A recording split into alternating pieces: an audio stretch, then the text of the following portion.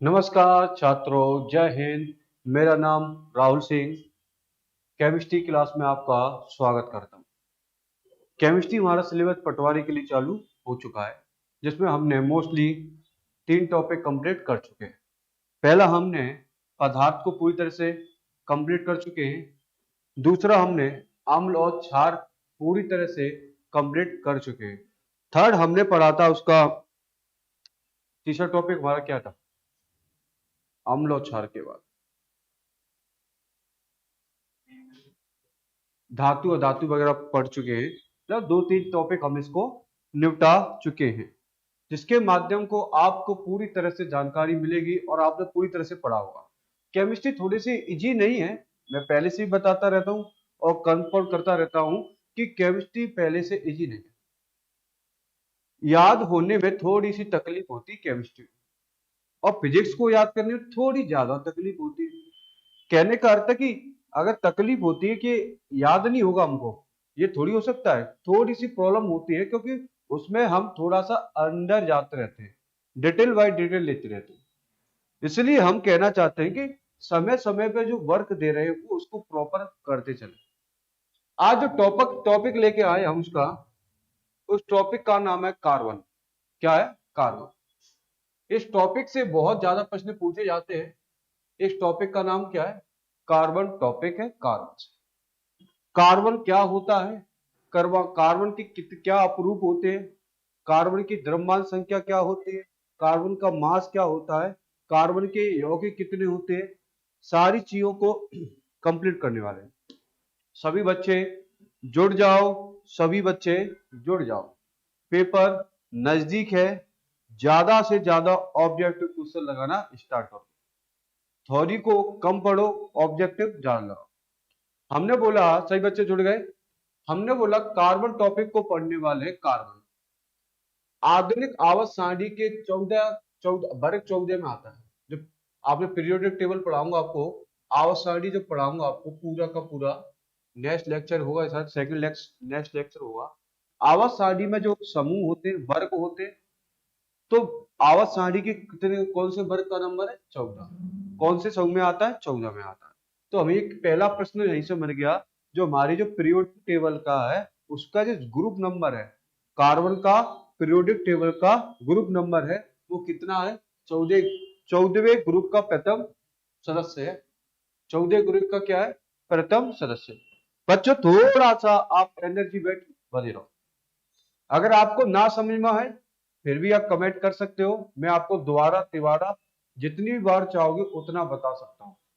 बस आपका सिलेक्शन होना चाहिए, आपका याद होना चाहिए, आपके प्रश्न पेपर में बनने चाहिए। तो हम बात कर रहे हैं यहाँ पर थोड़ी सी, क्या बात कर रहे हैं?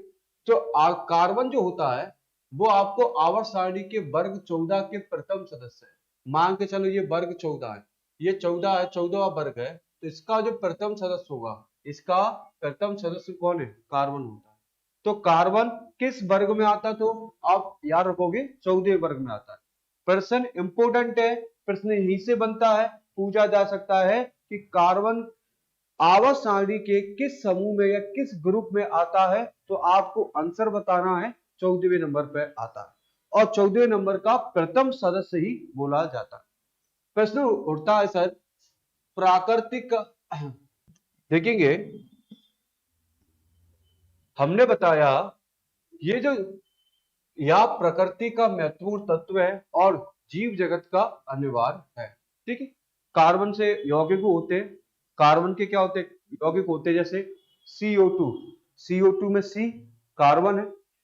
तो कार्बन हमारे दैनिक जीवन के भी लिए अत्यंत आवश्यक होता है। जितना ज्यादा ऑक्सीजन भी आवश्यक है उतना ज्यादा कार्बन भी यौगिक है, क्योंकि कार्बनिक यौगिक आपको पता है 2 प्रकार के होते हैं, ऑर्गेनिक और इनऑर्गेनिक। तो ऑर्गेनिक कार्बनिक यौगिक जो होते हैं वो हमारे दैनिक जीवन के लिए क्या होते हैं? सबसे ज्यादा इंपॉर्टेंट होते हैं। बेटा इसका जो परमाणु क्रमांक होता है, एटम नंबर होता है, इसका परमाणु क्रमांक एटम नंबर होता है, वो कितना होता है? 6 होता है। जैसे आपको बताएं, ऐसे लिखते हैं एटम नंबर C6H12, C6H12। तो इसका जो ऊपर का जो भाग होता है उसे क्या कहते हैं? परमाणु क्रमांक। इसको नीचे को कहते हैं द्रव्यमान संख्या। क्या कहते हैं बच्चों? द्रव्यमान संख्या। अगर मैं आपसे पूछूं कि इसके जो परमाणु संख्या पूछूं, इसका परमाणु संख्या एटम नंबर पूछूं या परमाणु क्रमांक पूछूं, तो आप क्या बताओगे? सर इसका परमाणु क्रमांक कितना होता है? 6 होता है। अगर मैं आपसे पूछूं कि इसका द्रव्यमान संख्या कितनी है, इसकी द्रव्यमान संख्या क्या है, तो आप क्या कहोगे? 12 होती है। क्या होती है? 12 होती है। जब पीरियोडिक टेबल पढ़ाऊंगा ना तो इसमें बनाना भी सिखा दूंगा, थोड़ा सा आप जल्द से जल्द पढ़ना स्टार्ट कर दें। मैंने क्या बोला? इसकी जो परमाणु क्रमांक संख्या है, परमाणु क्रमांक या एटम नंबर है, वो कितना होता है? 6 होता है। अगर मैं वही बात बोलूं कि इसका द्रव्यमान संख्या कितना है, तो आप क्या बोलोगे? 12। क्या होती है? 12 होती है। तो इसलिए बोला गया है इसकी द्रव्यमान संख्या कितनी बच्चों? 12। इसकी द्रव्यमान संख्या मास संख्या कितनी होती है? 12 होती है। और इसकी संयोजकता निकाली जाती है। क्या निकाली जाती? संयोजकता। संयोजकता आप निकालना सिखा देंगे, बैलेंस ही बोलते संयोजकता को, वो आपको पूरी तरह से निकालने दिया जाएगा।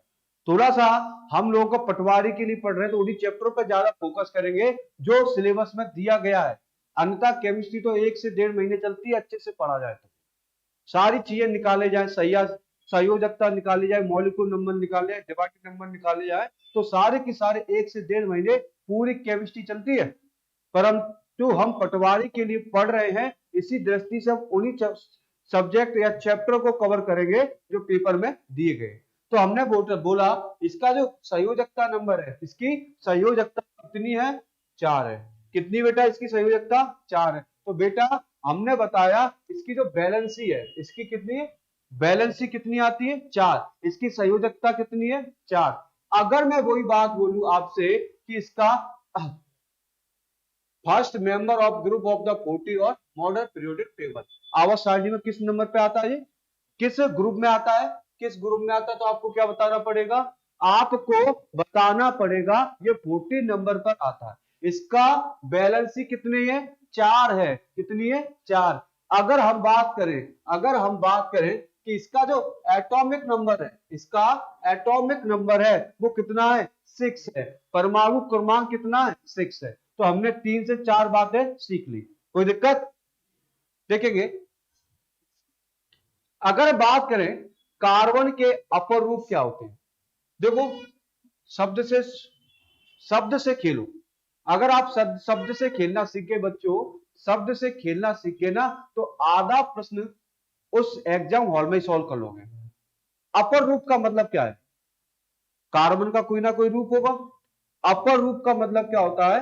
कार्बन का कोई रूप होगा, जैसा हुआ आला टेढ़ा तिरछा, वो कार्बन का क्या होगा? रूप। तो अपर रूप की परिभाषा सुन लो। जब एक ही तत्व के कई रूपों मिल जाए, जब एक ही एलिमेंट कई रूपों मिल जाता है, तो तत्व के गुण को अपरूप कहते हैं। क्या कहते हैं? अपरूप। ये बताओ अपरूप क्या है? अपरूप क्या है? एक ही तत्व के कई रूप मिल जाए। बताओ। अब आपको पता है, मूवी देखते हो बेटा? मूवी देखते हो, जब अक्षय कुमार होता है तो किसी फिल्म में उसका गेटअप कुछ अलग होता है और किसी फिल्म में उसका गेटअप अलग होता है। अभी मूवी आई थी, बहुत सारी मूवी आपने देखी होगी कि हर हीरो अपनी फिल्म के लिए गेटअप चेंज करता है। इसी तरह उस हीरो को क्या कहेंगे? हीरो का क्या है? वो अपरूप है, नए नए अवतार में आता है। तो अपरूप का मतलब क्या कहता है? ऐसा तत्व जो इसके कई रूप में मिलता हो। कैसे मिलता हो? कई रूप में। जैसे आपको बता दें, कार्बन हीरे में ही मिलता है, कार्बन ग्रेफाइट में मिलता है, कार्बन कोयला में मिलता है। तो बताओ कार्बन के अलग अलग रूप हो गए। कार्बन हीरा में भी मिल रहा है और कार्बन ग्रेफाइट में भी मिल रहा है, और कार्बन कार्बन हीरे में, ग्रेफाइट में और कोयले में मिल रहा है। तो बताओ कि एक ही तत्व के कई कितने रूप हैं? बहुत सारे रूप होते हैं। उसको बच्चा क्या कहते हैं? अपरूपता कहते हैं। क्या कहते हैं बच्चों? अपरूपता कहते हैं। ठीक है। तथा उस तत्व के विभिन्न रूपों का अपरूप कहलाता है। ठीक है।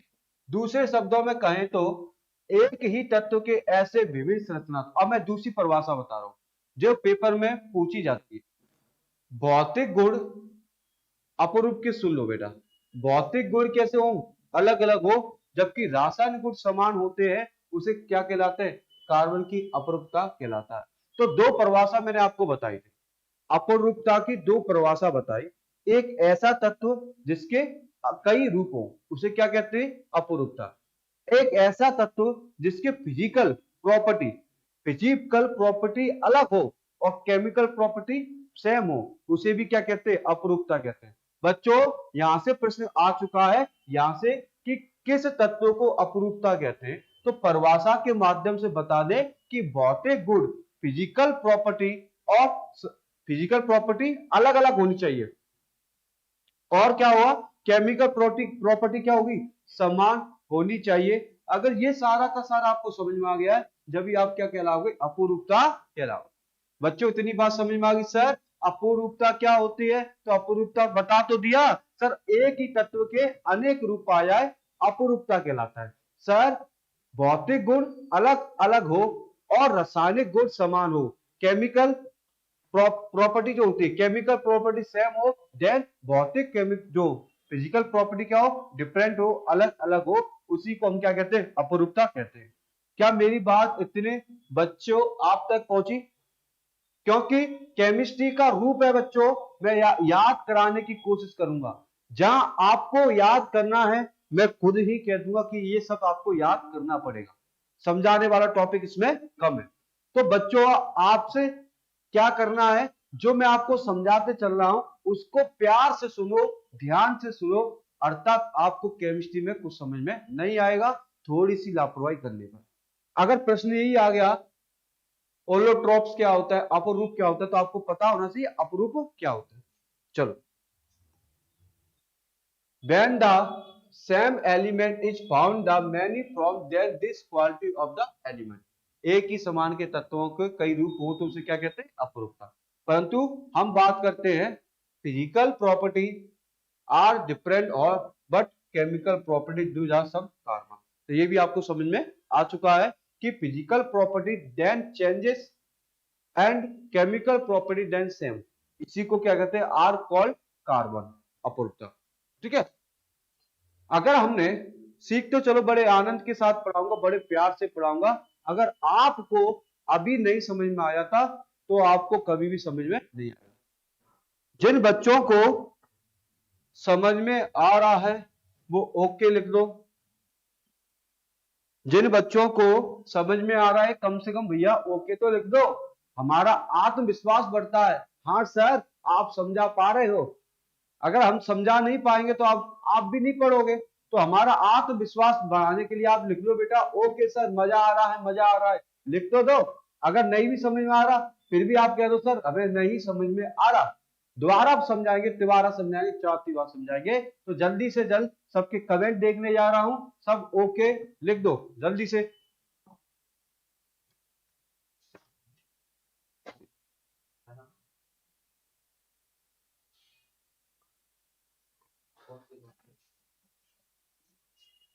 ओके शिवा प्रजापति साहब, मजा आ रहा है, ठीक है प्रजापति मजा आ रहा है जी, ठीक है शिव। बात करेंगे थोड़ा सा, अब हम प्रॉपर्टी देखी हमने थोड़ी सी, अब आते हैं अलॉट्रॉप्स ऑफ कार्बन, कार्बन के अपरूप, बड़े प्यार से सीखते चलो। कार्बन के अपरूप, हमने अपरूप की परिभाषा बता दी, हिंदी और इंग्लिश दोनों लैंग्वेज में बात चल रहा है। ठीक है, किसी कारण से हमारा अपसेंट हो जाता है, नहीं तो इंग्लिश में पूरा काम कर रहा हूं। देखेंगे कार्बन दो प्रकार के होते बेटा, एक क्रिस्टली होता है, एक अक्रिस्टली होता है। एक बेटा कैसा होता है? क्रिस्टलाइन होता है, और एक होता है हमारा अक्रिस्टलाइन। कौन सा? अक्रिस्टलाइन। तो बेटा देखेंगे क्रिस्टली रूप में कार्बन तीन प्रकार के होते हैं। कार्बन क्या होते हैं? तीन प्रकार। पहली बात तो क्रिस्टली रूप क्या होता है, क्रिस्टलाइन क्या होता है? जिसकी खुद की संरचना होती है, जिसकी खुद की संरचना होगी ना, ऐसा कार्बन का रूप जिसकी क्या हो? खुद की क्या हो? संरचना। क्या हीरे की संरचना होती है? आप कहोगे बिल्कुल होती है, चतुष्क फल की होती है। क्लोरीन की संरचना होती है, षटकोणीय होती है। ग्रेफाइट की होती है, ग्रेफाइट की भी षटकोणीय होती है। ठीक है, तो बताओ क्रिस्टलीय रूप उन्हें कहा जाता है जिनका कोई ना कोई स्ट्रक्चर होता है। जैसे हीरे की संरचना कैसी थी? षटकोणीय। ग्रेफाइट की षटकोणीय।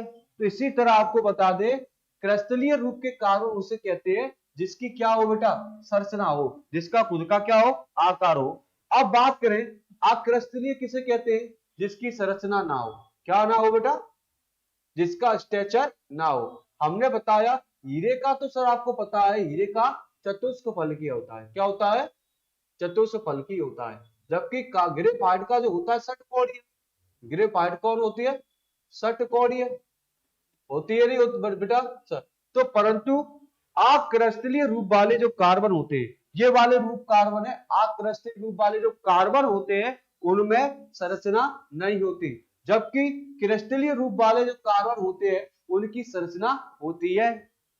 समझ में आया, क्रिस्टलीय कार्बन क्या होते हैं, अक्रिस्टलीय क्या होते हैं, कैटालाय क्या होते हैं। तो बेटा क्या आपको पता है हीरे की संरचना होती है, अगर हीरे का स्ट्रक्चर है तो इन दोनों में से किसमें आएगा, क्रिस्टलीय में आएगा। सर ग्रेफाइट की संरचना होती है तो ग्रेफाइट का स्ट्रक्चर जो होता है वो भी किसमें आएगा, कार्बन में, कार्बनिक क्रिस्टलीय होगा।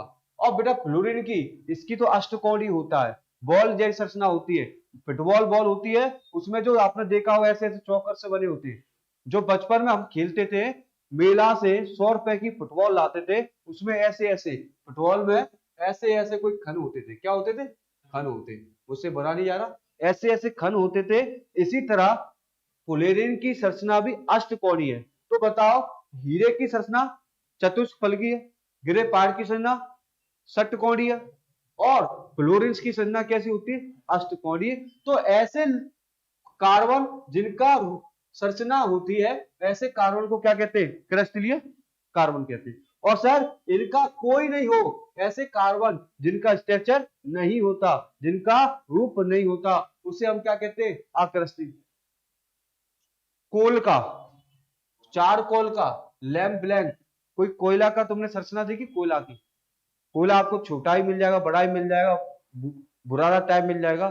तो बेटा कोल हो गया, चार कोल हो गया, लैंप। अभी बच्चों मन में उठ रहा होगा सर कोल क्या होता है, चार कोल क्या होता है। सब पेट्रोलियम पदार्थ से बनाए जाते हैं, पेट्रोलियम पदार्थ से बनाए जाते हैं, ईंधन के माध्यम से निकाले जाते हैं। तो ये पूरा का पूरा भाग मैं आपको आगे पढ़ाऊंगा, पर अभी देख लो चार कोल, चारकोल, लैंप ब्लैंक, ये सारे के सारे जो है वो किसमें आते हैं, अक्रिस्टलीय वाले भाग होते हैं। तो बच्चों क्रिस्टलीय और अक्रिस्टलीय कार्बन क्या होता है, क्रिस्टलीय कार्बन वह होता है जिस कार्बन की संरचना होती है, जैसे हीरा चतुष्फलकीय, सर ग्रेफाइट षटकोणीय, फ्लोरीन अष्टकोणीय, और अक्रिस्टलीय, अक्रिस्टलीय कार्बन वो होते हैं जिसमें संरचना नहीं होती। जैसे आपको बताया था कोल हो गया, चारकोल, और लैंप हो गया, ये किसके अकार्बन है, अकार्बन। देखेंगे the three allotropes of the carbon in the crystalline, कितने भागों बांटा इनको, तीन में,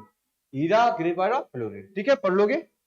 there are the three allotrope of the carbon even in the amorphous from. ठीक है, कॉल हो गया, चार को लैंप हो गया।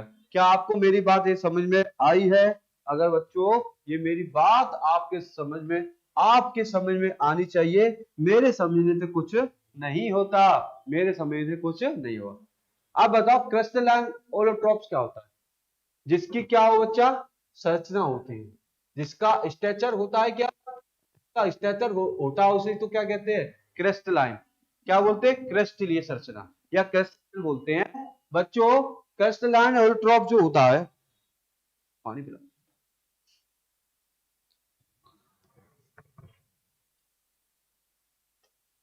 ठीक है, समझ में आता, थोड़ा समझ में आते हुए चले, ठीक है।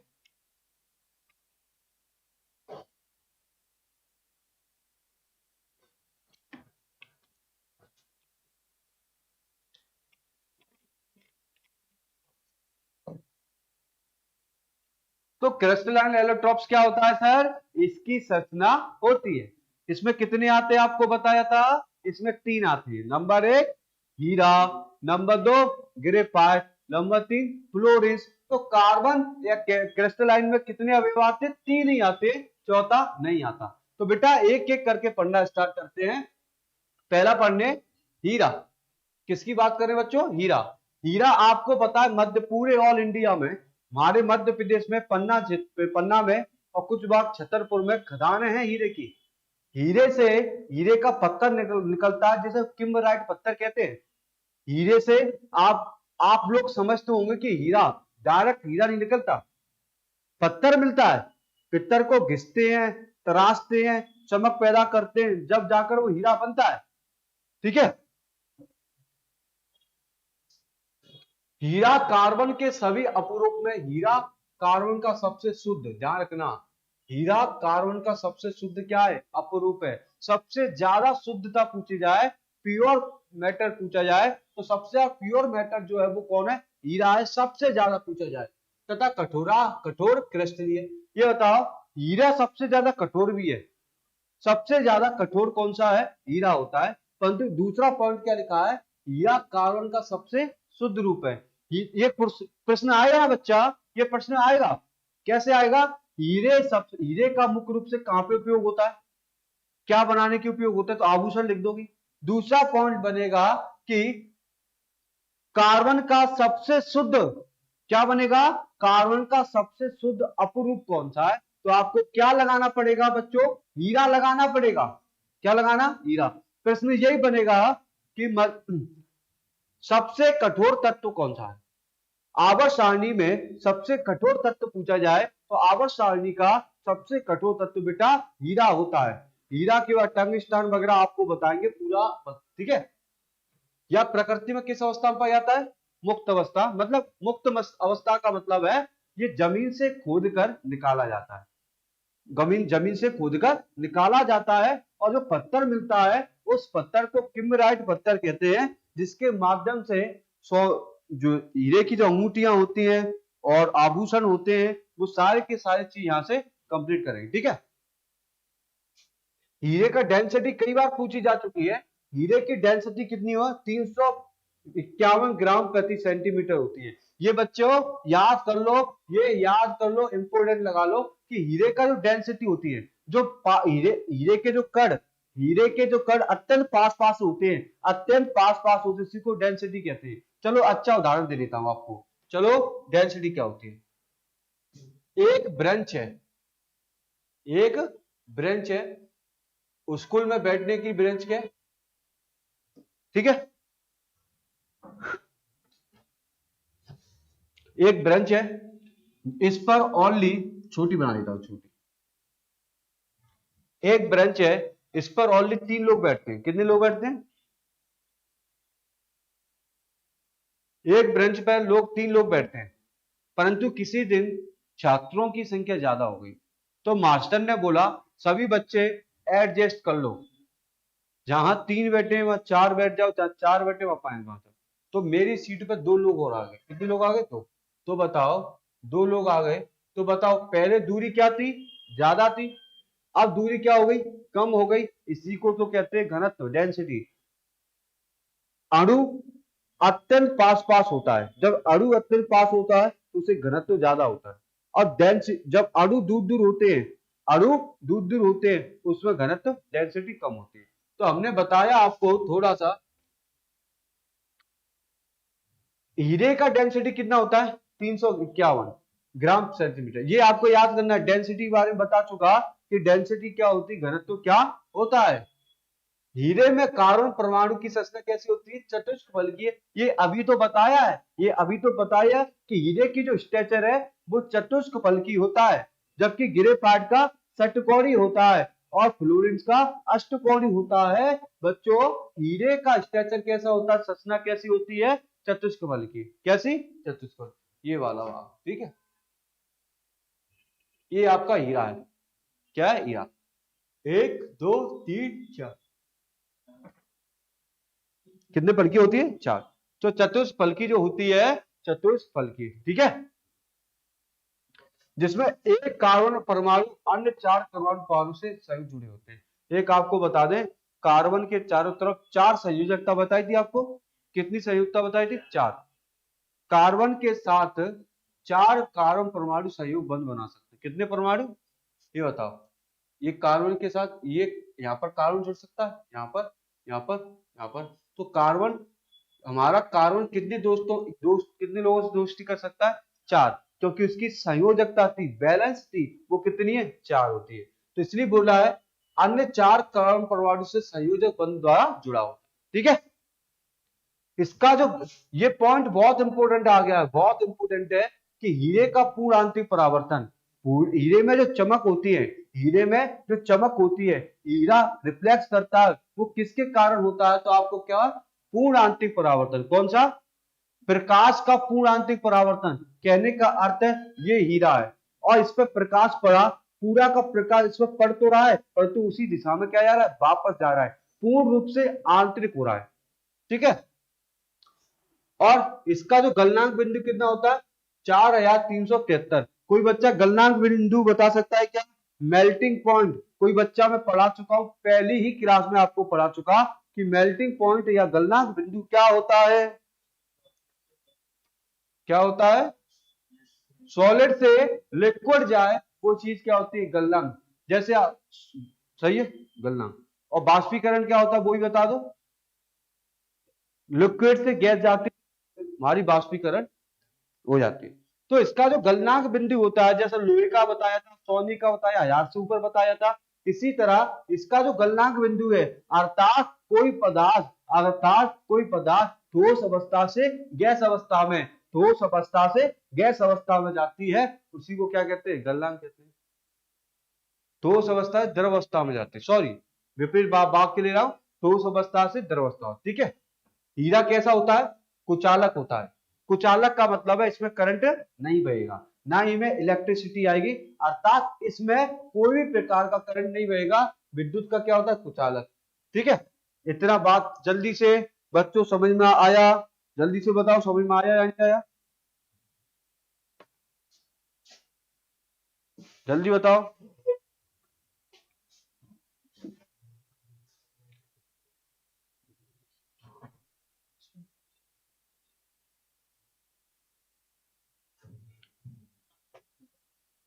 हाँ बिल्कुल बिल्कुल, ठोस से लिक्विड होता है, बिल्कुल। ओके प्रजापति, बिल्कुल समझ में आ रहा है। जहां भी लगे कमेंट कर दो, मैं सबके कमेंट देखता रहता हूं।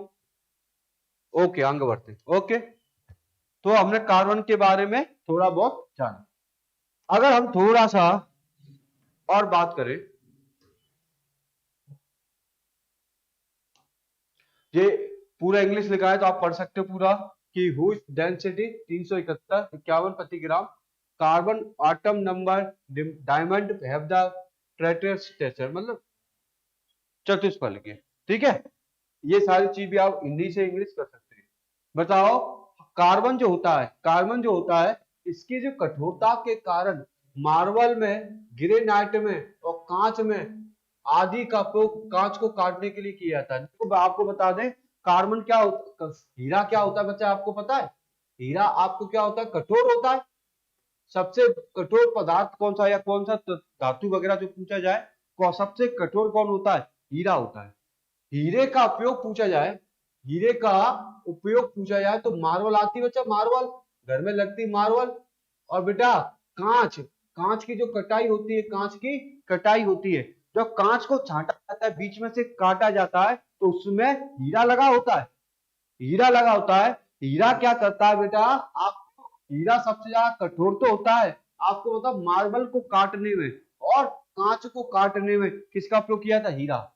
हीरा आपको बता दें किसी लोहे से नहीं काटा जा सकता, सॉरी, हीरा जो होता है कांच को काटता है, तो कांच को काटने के किसी हीरे की आवश्यकता, लोहे की आवश्यकता नहीं पड़ेगी। अगर लोहे से काटोगे तो हीरा पूरी तरह से सही कटेगा ही नहीं। तो हम कह सकते हैं कि मार्बल को काटने में और कांच को काटने में किसका उपयोग किया था? हीरे पे। ठीक है, तराश एवं पॉलिश की जाती हीरा, हीरो रतन के रूप में उपयोग किया था। ये तो हीरो, हीरा जो है ना, हीरा यहाँ पर, रतन मतलब आभूषण, रतन मतलब क्या होगा? आभूषण। तो आभूषण बनाने के लिए, आभूषण को मतलब कि पहनने के लिए हीरे का उपयोग करते करते हो ना। डायमंड की अंगूठी लाते हो बेटा, डायमंड की क्या लाते हो? अंगूठी 1 2 लाख 3 लाख रुपए की समथिंग आती है। इसी तरह आपको बता दें, डायमंड के ज्वेल आभूषण बनते हैं, आभूषण गले पहनने के लिए, हाथ में पहनने के लिए, कान में पहनने के लिए महिला इस्तेमाल करती है। तो हम कह सकते हैं इससे क्या बनाया जाता है, आपको बता दें, इससे आपको क्या बनाया जाता है? रत्न। रत्न मतलब क्या होता है? आभूषण बनाए जाते हैं। अगर बात करें पूरा हानिकारक विकिरण से अंतरिक्ष यानों को बचाने के लिए खिड़कियां बनाने में कार्बन का उपयोग किया जाता है। आपको पता है कि जो हवाई यात्रा करते हैं हवाई जहाज विंडो, उसकी जो विंडो की खिड़की जो होती है ना वो कार्बन की बनी होती है, क्योंकि जितना ज्यादा ऊपर पड़ोगे प्रकाश क्या होगा, तेज होगा, और तेज होगा तो अगर खिड़की फूट गई तो अंदर का वातावरण क्या होगा, चेंज हो जाएगा। इसलिए वायुयान की खिड़की जो होती है उनको बनाने में भी कार्बन सहायता करता है। ठीक है, तो हमने बताया सबसे ज्यादा क्या है बच्चा, ये कठोर है। उपयोग किसमें करते हैं, मार्बल में और कांच में करते हैं, मार्बल और कांच में करते हैं। ठीक है, इतनी बात समझ में। Due the hardness it useful of cutting marble granites and glass. तो कहने का अर्थ है इसका उपयोग क्या करते हैं, मार्बल को काटने में और कांच को काटने में। आपको बता दें हीरे का उपयोग करते हैं। In making windows to protect specified from the harmful radiation, हानिकारक किरणों से भी सुरक्षा करता है। ग्रेफाइट, अब किसकी बात करें बच्चों, ग्रेफाइट। कार्बन पढ़ लिया, कार्बन के प्रश्न आपको बता देता हूं, सुना देता हूं, चिल्ला के बता रहा हूं। कार्बन किम्बराइट पत्थर से मिलता है, लिख लो, नोट कर लो, पीपीटी में नहीं लिखा। आपको ये भी बता दें कार्बन जो होता है वो सबसे पहले पत्थर मिलते हैं, क्या मिलते हैं, पत्थर मिलते हैं। तो कार्बन जो होता है किम्बराइट पत्थर से प्राप्त होता है, ना कि किसी काली पीली मिट्टी, ना ही किसी चट्टानों पर पाया जाता है। ठीक है, अब किसकी बात करते हैं, ग्रेफाइट। कार्बन के कितने अपरूप थे बच्चा, अगर कार्बन के 3 अपरूप है तो बच्चों मुझे ध्यान पूर्वक बता दो कि कार्बन के कितने अपरूप थे, और मैंने कितने अपरूप को समझाया था और क्यों समझाया था, इसलिए कह रहा था कि पेपर में प्रश्न बनते हैं यहां से। कार्बन के कितने अणु बताओ, कोई ना कोई बच्चों कितने। बेटे को जिन बच्चों को पता है तो कमेंट कर दे बेटा, कितने होते हैं आप बताओगे, मैं नहीं बताऊंगा, आप जब तक कमेंट करते रहो जल्दी से।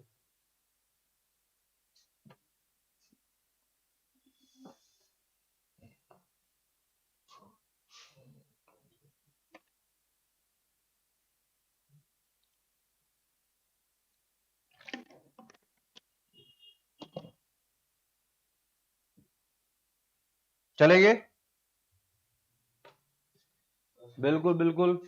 3 प्रजापति शिवा, ओके ओके। बोलोगे तब तो नहीं कियो, हाँ, लेकिन एक बार का बोलोगे तो मैं सोच सकता हूँ कि ओवरऑल नहीं कियोगे आंसर।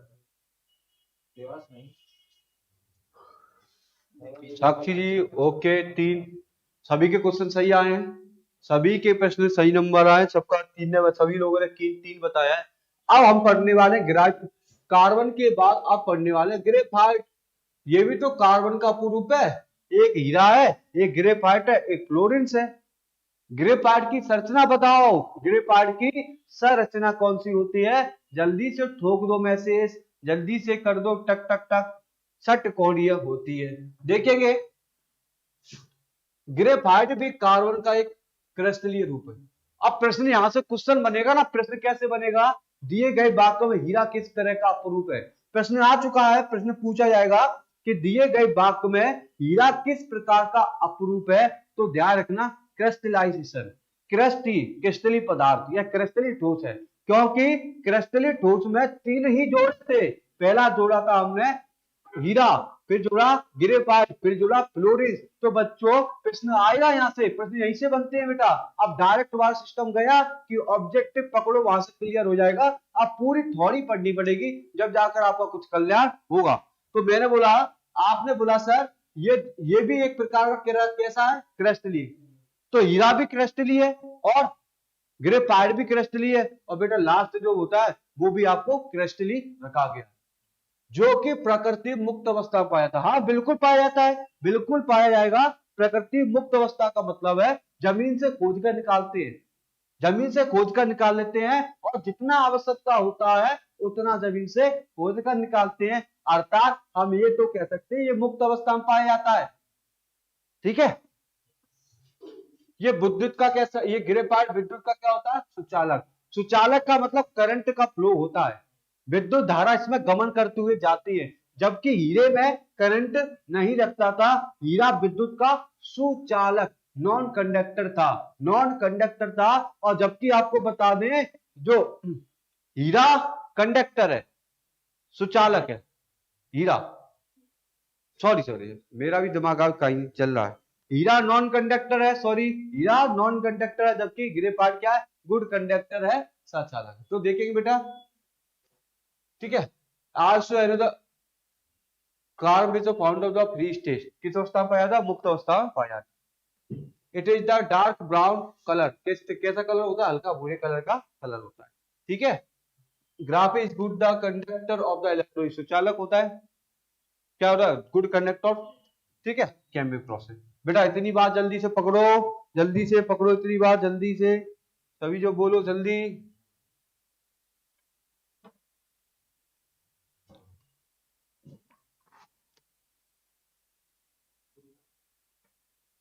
मौसम चेंज हो गया पूरा, दिमाग का संतुलन बिगड़ते जा रहा है सब बच्चों को। अपना स्वास्थ्य का ध्यान दे सभी बच्चे, स्वास्थ्य। तो इतनी बात आपको समझ में आई क्या, हम इंग्लिश और हिंदी में दोनों में लेके चल रहे हैं, और आपके सारे कमेंट पढ़ता हुआ चल रहा हूं, क्योंकि आप कहोगे तो एक बार नहीं, दो बार नहीं, तीन बार नहीं, चार बार समझा सकता हूं। अगर हमने हीरा पढ़ लिया, क्या पढ़ लिया, हीरा, सॉरी ग्रेफाइट पढ़ा। ग्रेफाइट जो होता है, ग्रेफाइट का उपयोग किस, सबसे इंपोर्टेंट है, यहां से प्रश्न बन चुका है, 2017 में जेलपुरी में आया था। और आपको बता दें, जितने भी एग्जाम होते हैं केमिस्ट्री का, सबसे फेवरेट क्वेश्चन है कि ग्रेफाइट का उपयोग किसमें करते हैं, परमाणु भट्टी में, जहां से परमाणु बम बनाए जाते हैं, परमाणु ऊर्जा बनाई जाती है। जो परमाणु भट्टी जो होती है, परमाणु ऊर्जा जो बनाई जाती है, उस बनाने के लिए किसकी आवश्यकता पड़ती है, ग्रेफाइट। तो ध्यान रखना मेरे बच्चों, ग्रेफाइट का उपयोग परमाणु भट्टी में, ग्रेफाइट का उपयोग करते हैं मॉडरेटर के रूप में, किसके रूप में, आपको तो एक पॉइंट याद करना है कि परमाणु भट्टी में कौन आता है, ग्रेफाइट का यूज करते हैं।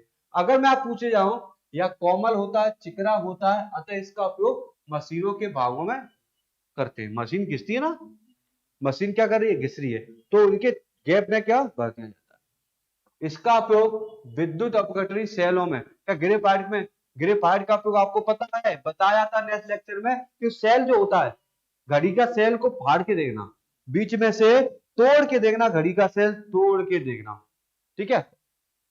तो तोड़ के देखो घड़ी से वाले सेल को, तो उसमें बेटा एक प्रकार की रॉड निकलती, काले कलर की। जब काले कलर की जो रॉड निकलती है, उसी को हम ग्रेफाइट कहते हैं। क्या कहते हैं, ग्रेफाइट। और ग्रेफाइट में विद्युत की कैसी होती, सुचालक होती, कंडक्टर होती है, अर्थात यहां से करंट धारा बहेगा, ठीक है।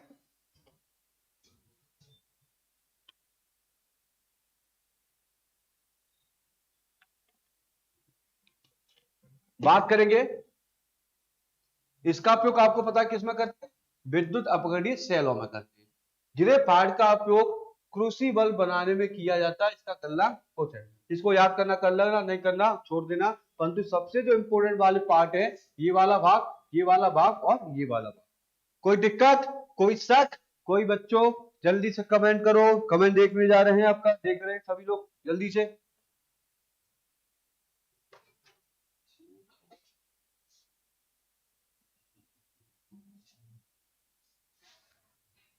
सेक्स होती है कार्बन की समूह, ग्रेफाइट की षटकोणीय संरचना, शिवा तिवारी जी।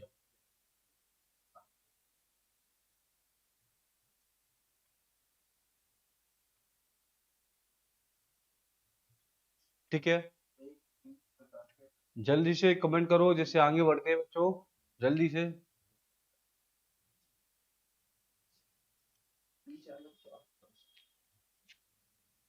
ठीक है, प्रजापति का आ गया,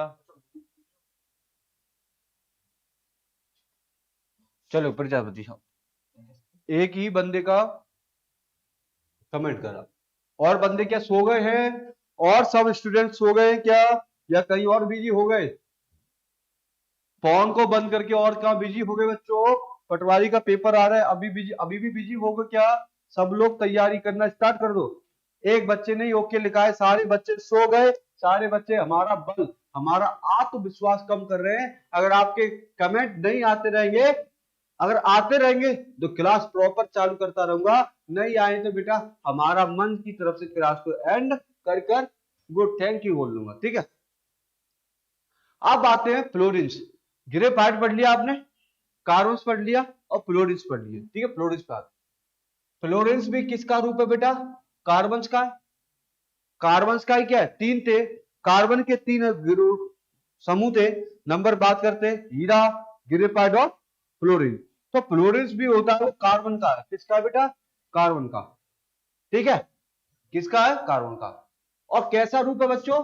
क्रिस्टलीय रूप है। आप क्रिस्टलीय नहीं है, कैसा रूप है? क्रिस्टलीय रूप है। तो दो प्रश्न यहां से मिल गए हमको, एक दो। कार्बन फ्लोरीन किसका रूप है? कार्बन का। किसका रूप है? कार्बन का। दूसरा पॉइंट निकला कि फ्लोरीन जो होता है क्रिस्टलीय अपरूप होता है या अक्रिस्टलीय होता है।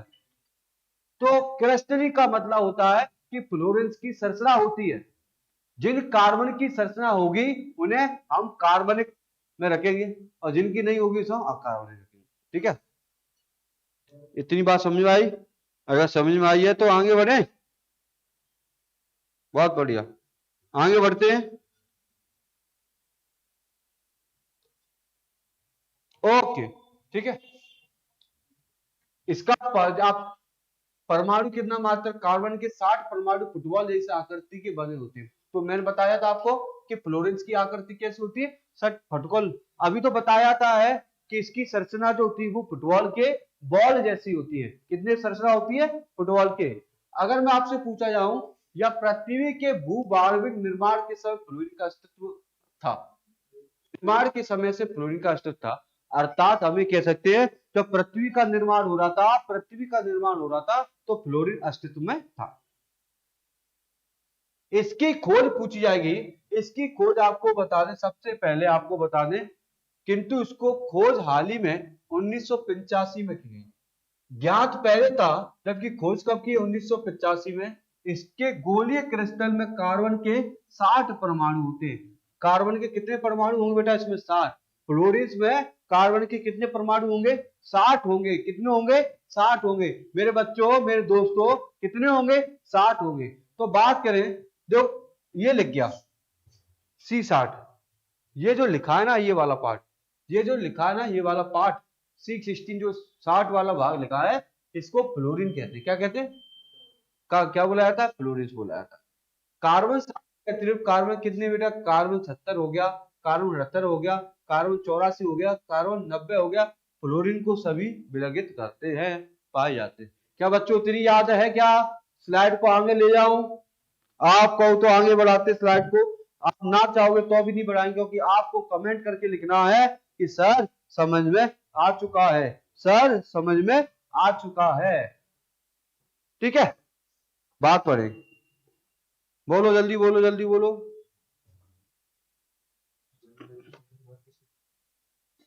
ठीक है, अष्टकोणी हो गया, प्रजापति।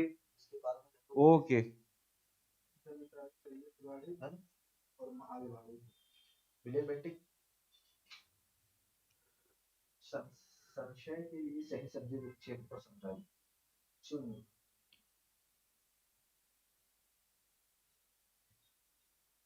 चलेंगे। साक्षी जी, यस सर, बिल्कुल। शिवा, समझ में आया? ठीक है, बहुत बढ़िया, सभी को समझ में आ रहा है प्यार से। तो आगे बढ़ते हुए केमिस्ट्री को ले चलते हैं। फ्लोरेंस इज क्रिस्टलीय पॉलीहाइड्रा एलोट्रॉप द कार्बन। ठीक है, किसका? Carbon atoms are the one bond in the football. कैसे ना बेटा इसकी? कार्बन फुटबॉल जैसे होते हैं, like shape. Polyfluorines have the 16 कितना? ऐसी तो होता है बेटा, और अर्थ इसेंशियल। ठीक है, तो आप देख लो 60 आटम होते हैं, 60 कार्बन होते हैं। ठीक है, आप इसको देख लेना। ठीक है बच्चों, अब आते फ्लोरीन के उपयोग। किसके उपयोग पढ़ने वाले हैं? फ्लोरीन के। प्रश्न बनेगा बच्चों, जो बच्चे प्यार से पढ़ रहे हैं ना, कि ज्यादा से ज्यादा पूरा वीडियो देख रहे हैं, ज्यादा से ज्यादा चीजों को पढ़ रहे हैं, महसूस कर रहे हैं, उनका ही सिलेक्शन में होगा। और बाकियों तो झुंड का मेला है, बस मेले जैसी तापते रहो अपने आप को। आपको मिलने वाला कुछ नहीं है जब तक आप अपनी आंखों को सुझा नहीं लोगे, आप अपनी आंखों पर कार्य नहीं करोगे, नींद को त्यागो नहीं, तो आपको सर नहीं मिलेगा। कार्बन 60 का उपयोग कैंसर तथा एड्स थेरेपी में करते हैं। कार्बन 60 को मैं यहाँ पर 60 ये लिख सकता हूँ क्या? फ्लोरीन लिख सकता हूँ क्या?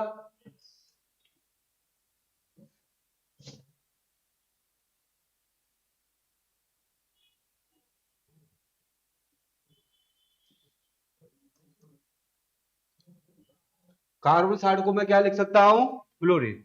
तो बताओ फ्लोरीन का उपयोग कैंसर जो होता है, कैंसर किसी को है तो नहीं कैंसर, किसी को एड्स, देख लेना बच्चा, एड्स वगैरह किसी को पल रहा हो तो इसके इलाज में आपको बता दें फ्लोरीन 60 का सिस्टीन का उपयोग किया जा रहा है। ठीक है, कार्बन के अक्रस्टीय रूप, अभी उससे पहले कौन से रूप पढ़ रहे थे बेटा, क्रिस्टलीय रूप। ग्रेफाइट पढ़ा, हीरा पढ़ा और फ्लोरीन पढ़े। बेटा समझने की कोशिश करना, आप लोग नहीं समझ रहे, अगर नहीं समझोगे तो भाग में जाओ, मैं आपको ज्यादा नहीं समझा सकता, क्योंकि आपसे क्या कह रहा हूं, जो क्रिस्टलीय रूप थे वो कितने थे, नंबर 1 हीरा, ग्रेफाइट और फ्लोरीन। अब क्या पढ़ने वाले हम, अब पढ़ने वाले हम आपको आक्रस्टलीय, क्या बेटा, आक्रस्टलीय देखेंगे।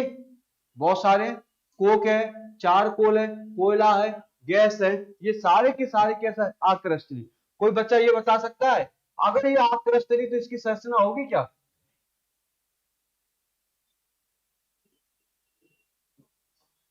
इसकी संरचना बिल्कुल नहीं होगी, इसकी संरचना बिल्कुल नहीं होगी। आकृति वालों की कोई संरचना नहीं होती, नहीं होती बच्चों, नहीं होती।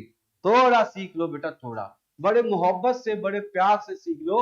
हमने बताया आकृष्टलीय की क्या संरचना नहीं होती, ना चतुष्फलकीय, ना षटकोणीय, ना अष्टकोणीय, इसकी कोई संरचना नहीं होती। क्यों नहीं होती, कोयला है, कोयला है, कोक है, जमीन में प्राप्त होता है, जमीन जमीन पे फैला रहता है, तो इसकी कोई विशेष कर संरचना नहीं है, स्ट्रक्चर नहीं है, इसलिए इसे अक्रस्टलीय में वर्त रखा गया। ठीक है, पहला पढ़ने वाले कोक, पहला क्या पढ़ेंगे, कोक, कोका कोला कोक नहीं, कोका कोला वाला पेक नहीं। ठीक है, जब कोयले को वायु की अनुपस्थिति में गर्म किया जाता है तो वाष्पशील गैसों को निकलने के बाद जो पदार्थ बचता है उसे क्या कहते हैं, कोक कहते हैं। अब थोड़ा समझ में आया होगा, थोड़ा सा क्या कह रहे हैं, कोयलों को वायु की अनुपस्थिति में, ये बेटा कोयला है, क्या है, इसको गर्म कर रहा हूं, क्या कर रहा हूं, गर्म कर रहा हूं। कोयला ये पता है कोयले को जलाने पर उड़ जाता है, धुएं के माध्यम से बाहर निकल जाता है। और कोक क्या होता है, कोक सुन लो, कोक क्या होता है, मेरे पास एक कोयला है, मैंने यहाँ पर आग लगाई, तो ये कोयला अब किस अवस्था में बदल, गैस अवस्था में, धुआं में, ये कोयला किस में बदल गया, धुआं में बदल गया। अब बताओ कुछ समय के बाद देखो यहाँ पर भी तो कुछ पदार्थ बच जाता है, अवशेष बच जाता है, जो लास्ट वाला जो भाग होता है उसी को कोक कहते हैं, क्या कहते हैं, कोक। जो कोयला को जलाने पर जो राख का जो मुख्य रूप से भाग होता है उसे हम क्या कहते हैं, कोक कहते हैं, क्या कहते हैं, कोक। ठीक है, कोक में 80 से 90% कोयला होता है। ये भी बहुत इंपॉर्टेंट है, बहुत इंपॉर्टेंट फैक्चुअल है, बहुत इंपॉर्टेंट है कि कोक में कितने परसेंट कोयला कार्बन होता है, कितने परसेंट कार्बन होता है, तो बेटा आपको बताए 80 से 90% क्या होता है, कार्बन होता है। ठीक है, इसमें कठोरता कम होती है और बिना धुएं के जलता रहता है। ठीक है, कोई दिक्कत है, कोई दिक्कत नहीं होनी चाहिए। ये आपके सारे के सारे पॉइंट आपको साथ ही साथ सिखाते चल रहा हूं बच्चों। ठीक है, कोई दिक्कत हो तो कमेंट भेज देना जल्दी से, आपको पूरा का पूरा मिल जाएगा। Carbon 60 is used in cancer and AIDS therapy. ठीक है, allotrope of the carbon, carbon is found many crystal allotrope. तो ये पूरा का पूरा वहां से आपको समझ में आएगा, हिंदी मीडियम इंग्लिश मीडियम वालों के दोनों के लिए बनाई जा रही है। कोयला या कोक उच्च ताप दाब एवं वायु को कम कर मात्रा वनस्पति, इतना बताओ पहले, इससे पहले आपको पूरा समझ में आया है क्या नहीं, जल्दी बताओ। कोक वगैरह आपको समझ में आया है क्या नहीं, जल्दी बताओ। ठीक है, जल्दी बच्चों, बिल्कुल नहीं, शिवा तिवारी नहीं, नहीं आया, एमपी प्रजापति होगी। ये नहीं का मतलब क्या है बच्चों, पूरा लिखा करो, नहीं क्या लिख रहे हो, समझ में नहीं आया तो लिखो सर समझ में नहीं आया, दोबारा रिपीट कर देंगे। ओके, ओके साक्षी, ओके,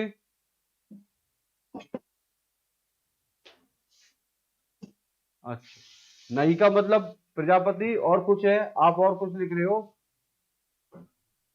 ठीक है, सबके कमेंट देख रहा हूं, अगर नहीं आ रहा समझ में तो आप उसको दोबारा से भेजते रहो। ओके ओके ओके, बिल्कुल राइट राइट, ठीक है, आया सर, ओके शिव तिवारी आया सर, आगे बढ़ते हैं फिर।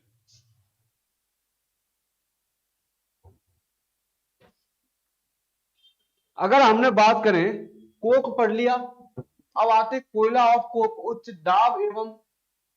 उच्च ताप एवं दाब वायु को कम मात्रा में वनस्पति पदार्थों की मंद अपघटन से बनता है। सीधी बात है। कोयला किससे बनता है बच्चों, ये बताओ। कोयला और कोक बताओ किससे बनता है। कोयला बनता है लकड़ी से। लकड़ी के दब जाने के कारण या दाब प्रेशर के कारण लकड़ी से क्या बन जाता है, कोयला। लकड़ी से क्या बन जाएगा, कोयला। कोयला जो बन गया तो कोयला कब बनता है बेटा, उच्च ताप दाब पर। कब बनता है, जब वनस्पतियों में उच्च ताप दाब हो जाएगा। जब वनस्पतियों में उच्च ताप दाब हो जाएगा तो क्या बनेगा, कोयला और कोक बनता है। वनस्पति पदार्थों के अपघटन से पीट Cola, lignite Cola, bituminous Cola और एंथ्रेसाइट कोला। तो कोयला चार प्रकार का होता है। कोयला चार प्रकार का होता है। Anthracite Cola, bituminous Cola, lignite Cola और बेटा पीट कोला। सबसे ज्यादा अच्छी क्वालिटी का कोयला होता है एंथ्रेसाइट। सबसे अच्छी क्वालिटी का जो कोयला होता है वो एंथ्रेसाइट होता है। वो जम्मू कश्मीर में पाया जाता है और इधर इलाके में नहीं पाया, किसी में नहीं पाया जाता। सबसे ज्यादा कोयला जो होता है एंथ्रेसाइट प्रकार का क्या होता है, कोयला होता है। ठीक है बच्चों। और जिसमें एंथ्रेसाइट में बिट्टू को 60% कार्बन की मात्रा किसमें होती है, लिग्नाइट में। 60% और कार्बन की मात्रा लिग्नाइट में होती है। किसमें होती है, लिग्नाइट में होती है। और 70% बिटुमिनस में कौन पाया जाता है, कार्बन पाया जाता है। बिटुमिनस कोयले में 70% क्या पाया जाता है, कार्बन। किसी किताब में अलग अलग भी लिखा है तो आप घबराना नहीं। तो बिटुमिनस कोयले में कार्बन कितना होता है, 60 से 70% कार्बन होता है। और जबकि आपको बताएं एंथ्रेसाइट प्रकार के कोयले में 90% क्या होता है, कार्बन होता है। कितने परसेंट होता है, जब 90% कार्बन है इसलिए इसे बोलते हैं इसे क्या बोलते हैं, इसलिए इसे बोलते हैं एंथ्रेसाइट कोयला। क्या बोलते हैं, एंथ्रेसाइट। कोई दिक्कत है क्या, ठीक है। लैम्प ब्लैक क्या होता है, लैम्प ब्लैक यह भी कार्बन, ये तो पहली बार सुन रहे हो आप लोग। यह कार्बन का ही कैसा है, शुद्ध रूप है, जिसमें 90 से 98% कोयला होता है। लैम्प ब्लैक में 98 से 99%, 90 से 98% कौन होता है, कार्बन होता है। ब्लैक ब्लॉक में बेटा 90 से 98% कौन होता है, कार्बन होता है। कुछ कार्बन जैसे केरोसिन हो गया, पेट्रोलियम हो गया आदि की सीमित वायु की आपूर्ति में करते हैं। कोई दिक्कत, एक बार सभी बच्चे 2 मिनट का समय दे रहा हूं, 2 मिनट का गैप ले रहा हूं। सभी बच्चे पढ़ो इसको, और जिसके सवाल है वो मैसेज कर दो, जल्दी से पढ़ो।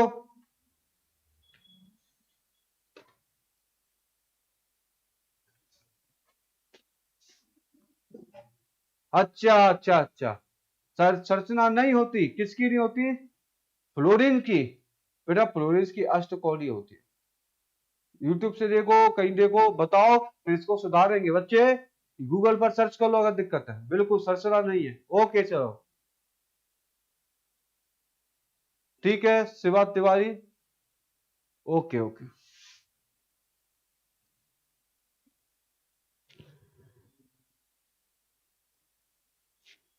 बिल्कुल बिल्कुल, ये सारी चीजें आपको बता चुका हूं। अब आते हैं हम चारकोल क्या होता है, चारकोल के प्रकार क्या होते हैं, लकड़ी चारकोल क्या होगा, जंतु चारकोल क्या होगा और शर्करा चारकोल क्या होगा। 2 मिनट आप पूरी पीपीटी को पढ़े, थोड़ा सा अब आते हैं, 2 मिनट ओनली बस।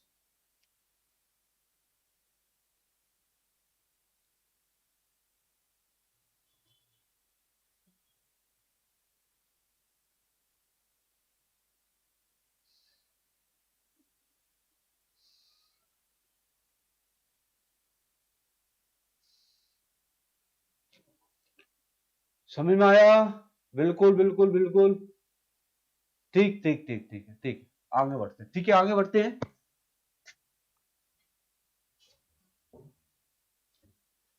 अब बात करेंगे चारकोल मुख्य कितने भागों में बांटेंगे, 3। चारकोल आपने देखा फेस वॉश आता है, चारकोल का फेस वॉश आता है, वो कोयले का वाला भाग होता है। आपने सुना चारकोल गार्नियर फेस वॉश या चारकोल पॉन्स फेस वॉश आपकी त्वचा को निखार देता है। आपकी त्वचा को क्या कर देता है, निखार देता है।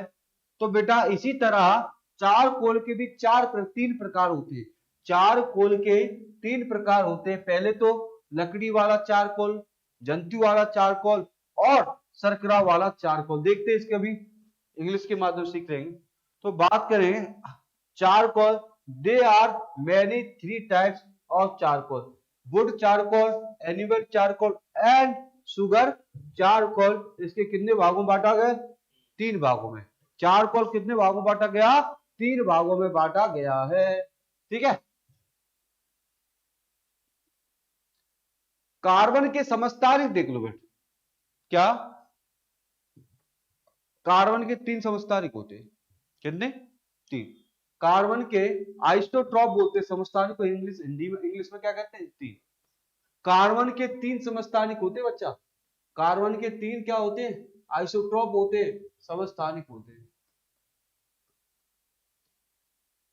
सर आइसोटोप क्या होते हैं सबसे पहले ये बताओ? C6H12, C6, ये बताओ। तो बेटा देखना इधर, ये टोटल कितने? C14। तो एक कार्बन का समस्थानिक हो गया, दूसरा कार्बन का समस्थानिक हो गया और तीसरा कार्बन समस्थानिक। तो कार्बन के समस्थानिक आपको पता है C12, C13 और C14 होते हैं। क्या होते हैं? C12। अगर मैं आपसे पूछ लूं बच्चों, अगर मैं यहाँ पर क्वेश्चन लिख दूं, आपसे पूछ लूं बताओ द्रव्यमान संख्या कौन सी है? कार्बन की द्रव्यमान संख्या कितनी है? 12। आपका आंसर क्या आएगा? 12।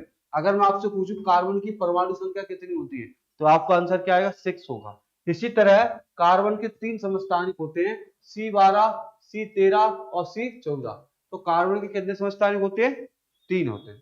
ठीक है। जिसमें C12 अधिक मात्रा में और C13 अल्प मात्रा में पाया जाता है। जिनमें से C12 तो क्या होता है? सबसे ज्यादा समस्थानिक होता है और C13 क्या होता है? सबसे कम मात्रा होता है। जिसका औसत परमाणु, किसका औसत परमाणु? कार्बन की पूछ रहे हैं। कार्बन का औसत परमाणु आपको पता है, औसत परमाणु मतलब औसत भार मतलब द्रव्यमान संख्या। यहाँ पर औसत भार लग गया है। औसत भार को क्या कहते हैं? द्रव्यमान भार या द्रव्यमान संख्या कहते हैं। नीचे वाली ये देखो, ये आपकी इसको द्रव्यमान संख्या कह लो या आपको परमाणु भार कह लो, इसके कई नाम है। तो 12 इसकी क्या होती है? इसका परमाणु भार कितना होता है? 12 होता। क्या होता है? भार। तो isotope carbon 3 natural isotope carbon are found the nature C12, C30, C40 in which in the C12 is the present in large quantity and C3 present in the small quantity due the base। तो कहने का अर्थ है सबसे ज्यादा quantity, किसी में कम quantity. ठीक है। अब आते कार्बन की यौगिक। बेटा यहां से बस आपको याद करके चलना। क्या करना है? सबसे ज्यादा याद करना। मैं एक बार समझा दूंगा, थोड़ा सा याद करने वाला टॉपिक है ये। यहां से याद करने का टॉपिक चालू हो गया, मैं आपको एक बार समझाता रहूंगा, परंतु आपको घर पे भी क्या करना पड़ेगा? रीडिंग करनी पड़ेगी, 2 से 3 मिनट रीडिंग। परंतु गारंटी मैं लेता हूं यहां पर जो लिखा है वो मैं याद कराऊंगा। ठीक है। कोई प्रॉब्लम? जल्दी बताओ, कोई प्रॉब्लम हो तो बताओ। हाँ हाँ बिल्कुल, शिवा तिवारी 12 होती है, शिवा तिवारी बिल्कुल।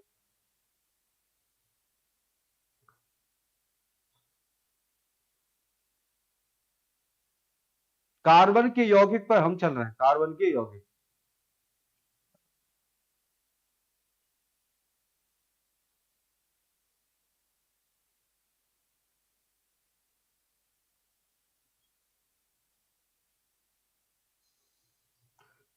क्या होते हैं? कार्बन के तीन अपरूप होते हैं। कार्बन के तीन अपरूप आते हैं, चलेंगे। कार्बन के तीन अपरूप है। सबसे पहले आपको यौगिक की बात करें।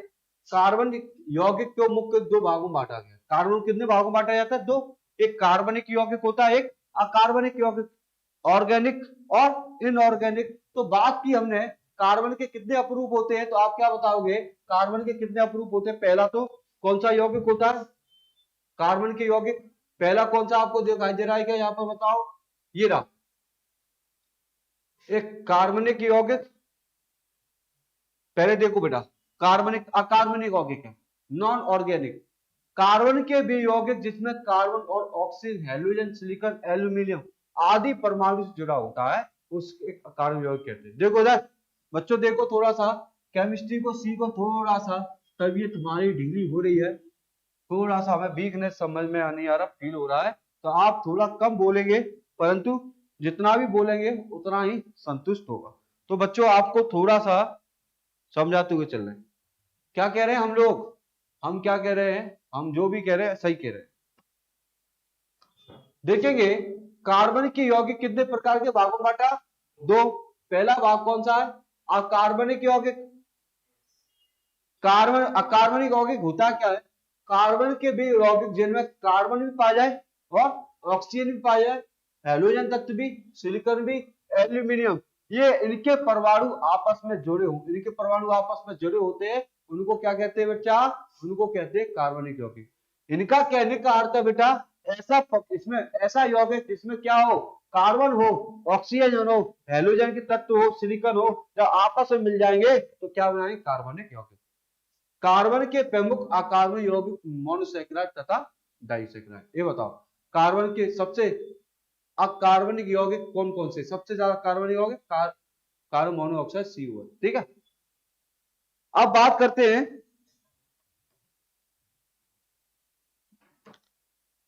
चलेगा बच्चों, अब बात करने वाले हैं कि CO2 गैस, कार्बन डाइऑक्साइड क्या है, सबको पता है या नहीं पता।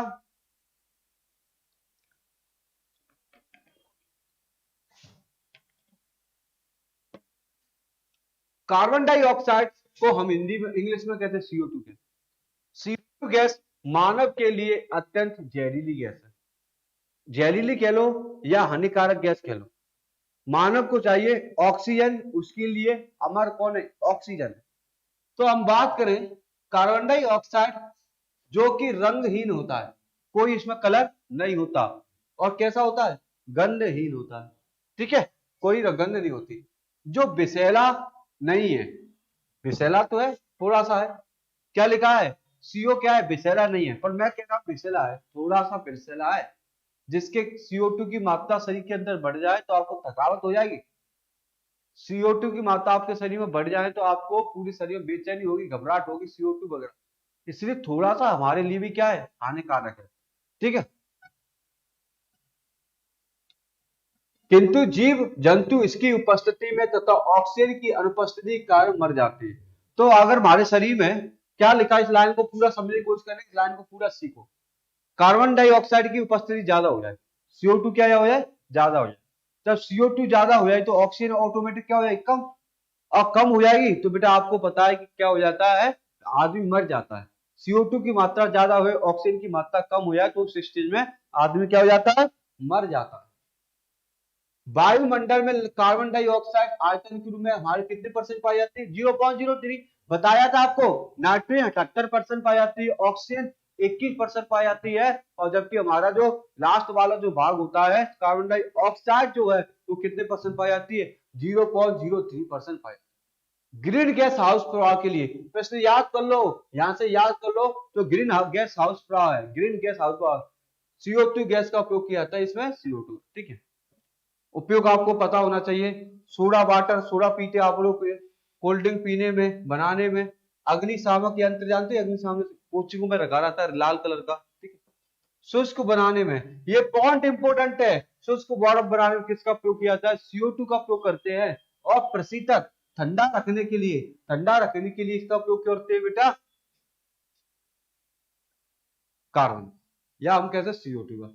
बेटा एक पूरे मन से यहां से सीखने की कोशिश करें, और जिसको भी दिक्कत है मैं आपके सारे चीजें कमेंट पढ़ लेता हूं, आप पूरा का पूरा PPT पढ़ के देखे जल्दी से,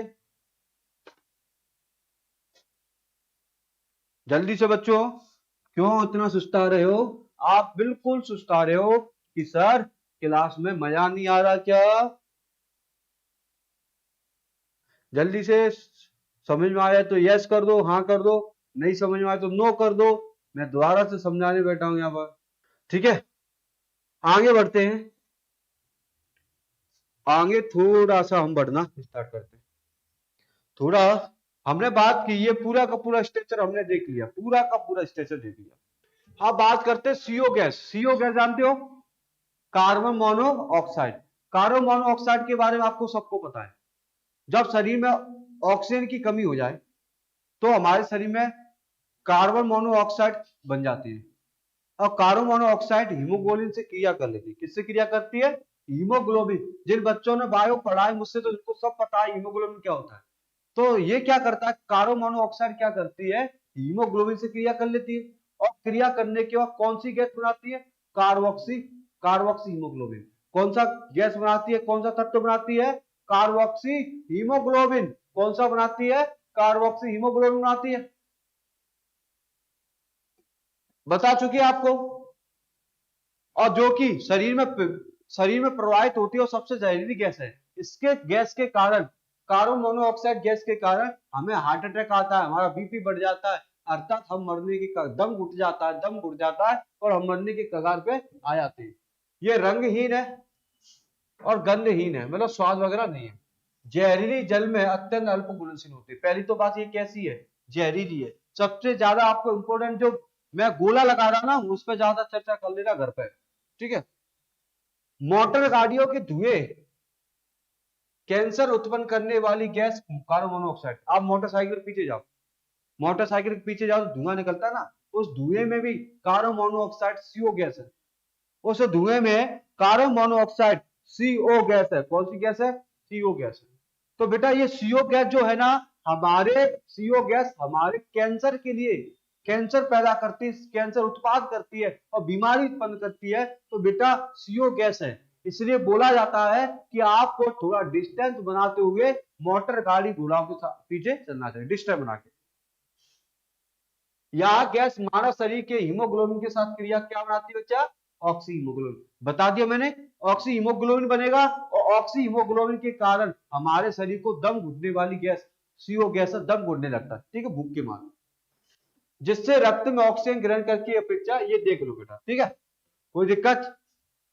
चलो, आज आलस तो हमसे भी सबसे ज्यादा आ रहा है, थोड़ा सा पता नहीं क्या हो रहा है शरीर में, वीकनेस सबसे ज्यादा हो रही है। तो वीकनेस के कारण हमारा आज बिल्कुल भी काम करने का मन नहीं है, परंतु आपको पढ़ाने आना है। तो सीओ गैस का उपयोग क्या करते हैं? जल में, जल प्लस गैस प्रोड्यूस गैस, जल गैस बनाने बेटा। और बेटा सीओ प्लस N2 का एक घटक होता है, देख लेना बेटा। इसका उपयोग कौन? फ्लोरीन। कौन सी? फ्लोरीन गैस और मिथाइल एल्कोहल बनाने में किया जाता है। तो ये भी ध्यान रखना कि हमारा जो मिथाइल एल्कोहल बनाने का कार्य, मिथाइल एल्कोहल बनाने का कार्य कौन करता है? कार्बन करता है। कौन करता है? कार्बन। शुद्ध निकल धातु, धातु तैयार करने में किया जाता है। यहाँ पर आगे पीछे हो जाता है। धातु तैयार करने के लिए शुद्ध निकेल, किसका? निकेल का प्रयोग किया। ठीक है बच्चों, कोई दिक्कत है तो बताओ, जल्दी से बताओ। कोई दिक्कत है तो बताओ, कोई प्रॉब्लम है तो जल्दी बताओ, जल्दी बताओ, जल्दी बताओ। नर्सरी के पेड़ बचने के लिए ग्रीन हाउस, बिल्कुल बिल्कुल, हमारा ग्रीन हाउस प्रभाव फैक्टर है पूरा का पूरा फैक्टर। ठीक है बच्चों, हमने पढ़ लिया आज या ईंधन गैस, जल गैस वगैरह, प्रोड्यूसर गैस एक घटक है। सारी चीजों को हमने धीमे धीमे पढ़ते हुए चलना है। याद करने वाली चीजों पर हम विशेष ध्यान देंगे, ठीक है। याद करने वाली चीज पर हम क्या करेंगे? विशेष ध्यान देने वाले सबसे ज्यादा। आपके साथ ही साथ कमेंट देखते चलना हो, क्योंकि बच्चों को अगर डाउट है तो वहीं पर क्लियर कर दूंगा, ठीक है।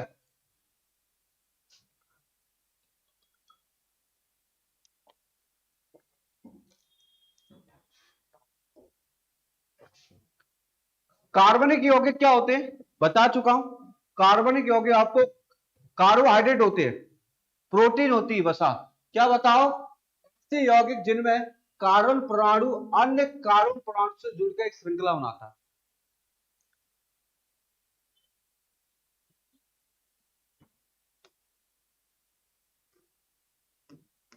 देखेंगे, एक कार्बन, दूसरा कार्बन, तीसरा कार्बन, चौथा कार्बन और पांचवा कार्बन। तो बताओ एक रिंग बनेगी। एक क्या बनेगी बच्चा? श्रृंखला बन गई, रिंग बन गई, बनेगी या नहीं बनी?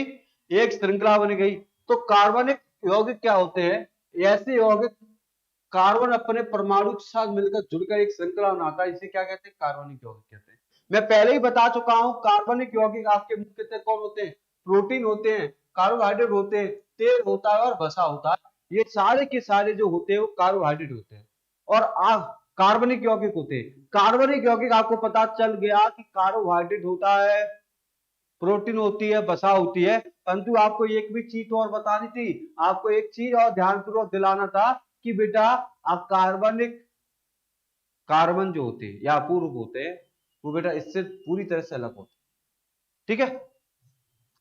Organic compound such compounds of carbon in which are carbon atom joint with other. Carbon atom form the chain, क्या बनाता है? Carbon chain. Branch is and ring, कैसी होती है इसकी? Ring. Are called the organic compound. ठीक है। इसके अंतर्गत प्रोटीन होगा, कार्बोहाइड्रेट होगा, ऑयल होगा और वसा होगा। चलते आगे बढ़ते चलेंगे, थोड़ा सा बढ़ते बढ़ते बढ़ते बढ़ते बढ़ते चलेंगे। ठीक है। हाइड्रोकार्बन क्या होता है? अब यहां से प्रश्न टोटल याद करने वाले में जितनी ज्यादा सहायता करना था मैंने आपकी कर दी। अब आपको टोटल अब याद करने वाला मैटर मिलेगा। याद का मतलब है कि सबसे ज्यादा याद उसी क्षेत्र में करना पड़ेगा। थॉरम बेस आपको अंडरलाइन फंडरलाइन लेकर पूरा करना पड़ेगा। चलो एक बार देखो जल्दी से, 2 मिनट का बेटा बच्चों, 2 मिनट ओनली। हाइड्रोकार्बन की बात करेंगे, हाइड्रोकार्बन की। तो हाइड्रोकार्बन क्या है? हाइड्रोकार्बन वे यौगिक है जो केवल कार्बन और बेटा हाइड्रोजन से मिलकर बने हुए। बेटा ध्यान रखना, हाइड्रोकार्बन की बात हो रही है, कौन सी यौगिक की? हाइड्रोकार्बन। तो हाइड्रोकार्बन क्या होते हैं? पहली बात तो नाम से सुनो, हाइड्रोकार्बन यौगिक। हाइड्रोकार्बन क्या है? तो मैंने बोला, आपने बोला सर हाइड्रोकार्बन किसे कहते हैं? ये जो कि इसमें कार्बन पाया जाता है और कौन पाया जाता है? हाइड्रोजन। ऐसा यौगिक जिसमें कार्बन भी पाया जाता हो और ऐसा यौगिक इसमें हाइड्रोजन भी पाया जाता हो। कार्बन और हाइड्रोजन दोनों प्रकार के पाए जाते हैं, दोनों चीज मिले उसे क्या कहते हैं? हाइड्रोकार्बन कहते हैं। सर एग्जांपल के थ्रू देख लो बेटा, H2O, क्या इसमें कौन है? हाइड्रोजन है और कौन है? ऑक्सीजन। जब हाइड्रोजन और ऑक्सीजन दोनों सम्मिलित रूप से पाए जाते हैं, इसी को हम क्या कहते हैं? हाइड्रोकार्बन कहते हैं। इसी को बच्चों हम क्या कहते हैं? हाइड्रोकार्बन कहा जाता है। मेरी बात समझ में आई? जैसे H2 हो गया, अब तो पूरा का पूरा ये कौन है बेटा? हाइड्रोकार्बन है। तो बेटा हाइड्रोकार्बन क्या होते हैं? जो कार्बन से तो मिले होते हैं, हाइड्रोजन के अलावा परस्पर बंधे होते हैं। मुख्य रूप से कौन हो गया बेटा? पेट्रोलियम वाले पदार्थ कौन होते हैं? हाइड्रोकार्बन होते हैं। आपको मिट्टी का तेल लेना मार्केट से, उस पर हाइड्रोकार्बन लिखा रहता है। तो पेट्रोलियम सबसे मुख्य रूप से, और बेटा H2 हो गया, ये सारे के सारे कौन है? हाइड्रोकार्बन पदार्थ है। तो हाइड्रोकार्बन पदार्थ का हमने एक सेल समझा कि जिसमें हाइड्रोजन भी पाया जाए और उसमें कार्बन भी पाया जाए, दोनों सम्मिलित रूप से होते हैं, दोनों सम्मिलित रूप से होते हैं, उन्हें हम क्या कहते हैं? हाइड्रोकार्बन। H2O उदाहरण सबसे अच्छा है, H2O। ठीक है, लिखा है organic compound hydrocarbon bonds those compound which the are made of the any carbon and hydrogen atom are called the hydrogen carbon। क्या नहीं करता? ऑक्सीजन मिले और हाइड्रोजन। ठीक है। मीथेन क्या है बेटा? अब टोटल याद करना है, मैं उसमें आपकी मदद बस समझा कर बता सकता हूं। मीथेन का सूत्र पहले याद कर लो, मीथेन का सूत्र ही पूछा जाता है CH4। पहला प्रश्न जो आता है ना, वो प्रश्न यही से बन जाएगा कि मीथेन का सूत्र क्या है, मीथेन क्या है। मीथेन का सूत्र होता है CH4। क्या होता है? CH4। या रंगहीन गंधहीन, रंगहीन होती है, गंधहीन होती है। ठीक है, कहने का अर्थ है अविषैली, मतलब विषैली भी नहीं होती, रंगहीन होती है, गंधहीन होती है, अर्थात इसमें कोई विषैला पदार्थ नहीं होता। इस गैस का दूसरा नाम भी याद कर लो, इस गैस को मॉर्स गैस भी कहते हैं। मीथेन गैस का दूसरा नाम आपसे पूछा जाए कि मॉर्स गैस किसे कहते हैं, तो आप झट से लगा देना मीथेन गैस को, झट से लगा देना मीथेन गैस को। ठीक है। मीथेन गैस कैसी गैस है? प्राकृतिक गैस। ये भी इंपॉर्टेंट है, पेपर पूछा जाएगा, दिए गए वाक्यों में किस प्रकार की नेचुरल गैस है? तो मीथेन कहाँ है? नेचुरल गैस है जो हमारे प्राकृतिक क्षेत्रों में पाई जाती है। अधिकांश गैस है जो होती है वो प्राकृतिक नेचर गैस होती है। कैसी होती है? नेचर गैस होती है। तो बच्चों, या तेल कुएं से निकालने वाली गैस का मुख्य घटक है, ठीक है। दलदल स्थानों पर बेटा, यहां से देखना, दलदल स्थान होते हैं, दलदल स्थान देखा होगा जहां पर पानी जमा रहता है, दलदल दलदल ही रहता है, मिट्टी भी होती है, पानी भी होता है, दलदल रहता है। चावल के खेत देख लो तुम तो, चावल के खेत कैसे होते हैं? दलदली होते हैं। चावल के खेत आपने मूवी में देखे होंगे, तो चावल के खेत दलदली होते हैं। तो चावल के खेतों में बेटा मीथेन ज्यादा गैस पाई जाती है। जितने भी चावल के खेत है या दलदली क्षेत्र है, उनमें सबसे ज्यादा गैस कौन सी निकलती है? मीथेन गैस निकलती है, ठीक है। मार्स गैस भी कहते हैं। इसका उपयोग पेंट करने में, मीथेन गैस का उपयोग पेंट, स्याही बनाने में, रबड़ बनाने में, काव ब्लैक कहने का अर्थ है इसका उपयोग हर चीज में होता है। आजकल तो CH4 मीथेन वगैरह की गैस, CNG वगैरह ऐसी सारी चीजें गैस आ चुकी है, तो आप भी एथिलीन को पढ़ लो बेटा। एथिलीन का सूत्र सबसे इंपोर्टेंट है। एथिलीन के सूत्र ही पूछा जाता है C2H4, C2H4। तो बेटा क्वेश्चन तो बन जाएगा ना, पर क्वेश्चन बनेगा कैसे वो आप पर डिपेंड करता है कि जो एसिटिलीन जो है, एथिलीन एथिलीन एथिलीन का सूत्र क्या है? C2H4। सूत्र क्या है? C2H4। इसका उपयोग बेटा जिसे सूंघने पर बेहोशी हो जाती है, आपको पता है? देखो सर, इस गैस का उपयोग मस्टर्ड गैस बनाने में निश्चितक के रूप में किया जाता है, रूप से फलों को पकाने में। पहली बात तो यहाँ पर दो मैं बात कर रहा हूं, फलों को पकाने में,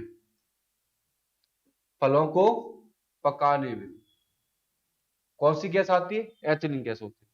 दूसरा पॉइंट आपको बेहोशी, किसके? बेहोशी, बेहोशी करने में किसका उपयोग किया था? एथिलीन का।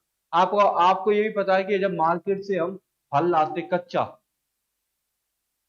कोई व्यापारी होता है वो कच्चा फल लाता है, केरल से लाता है, पपीता लाता है, केला लाता है, केरल से कच्चा लाता है।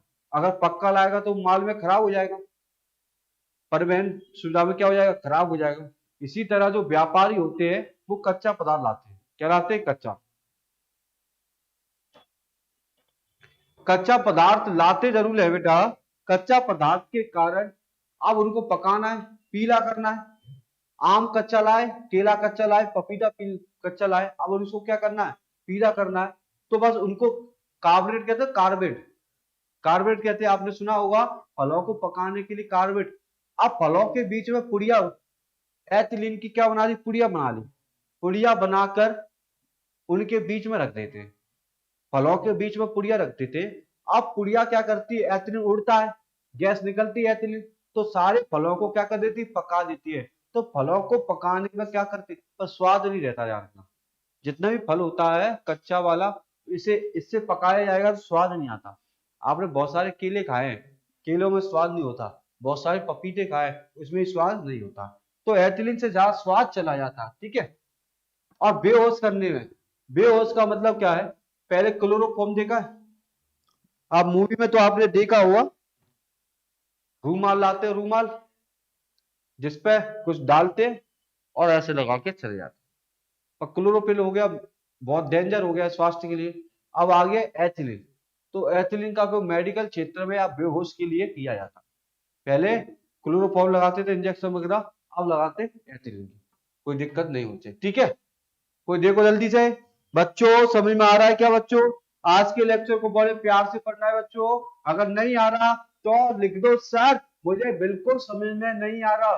लिखकर तो देखो, मैं सारे के सारे कमेंट पढ़ रहा हूँ, सारे के सारे। जल्दी लिखो, मैं आपके कमेंट देखने जा रहा हूँ, देखता हूँ पूरा का पूरा लिखा है या नहीं लिखा, जल्दी से।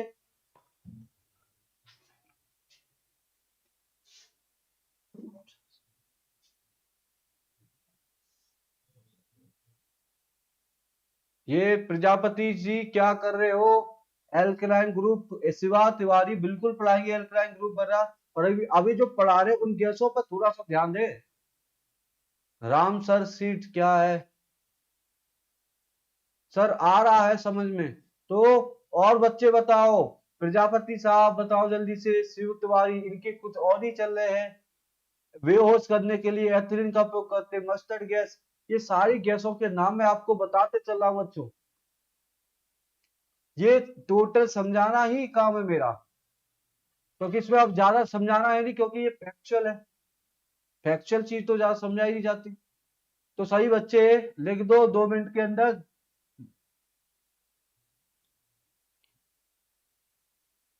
जल्दी लिखो।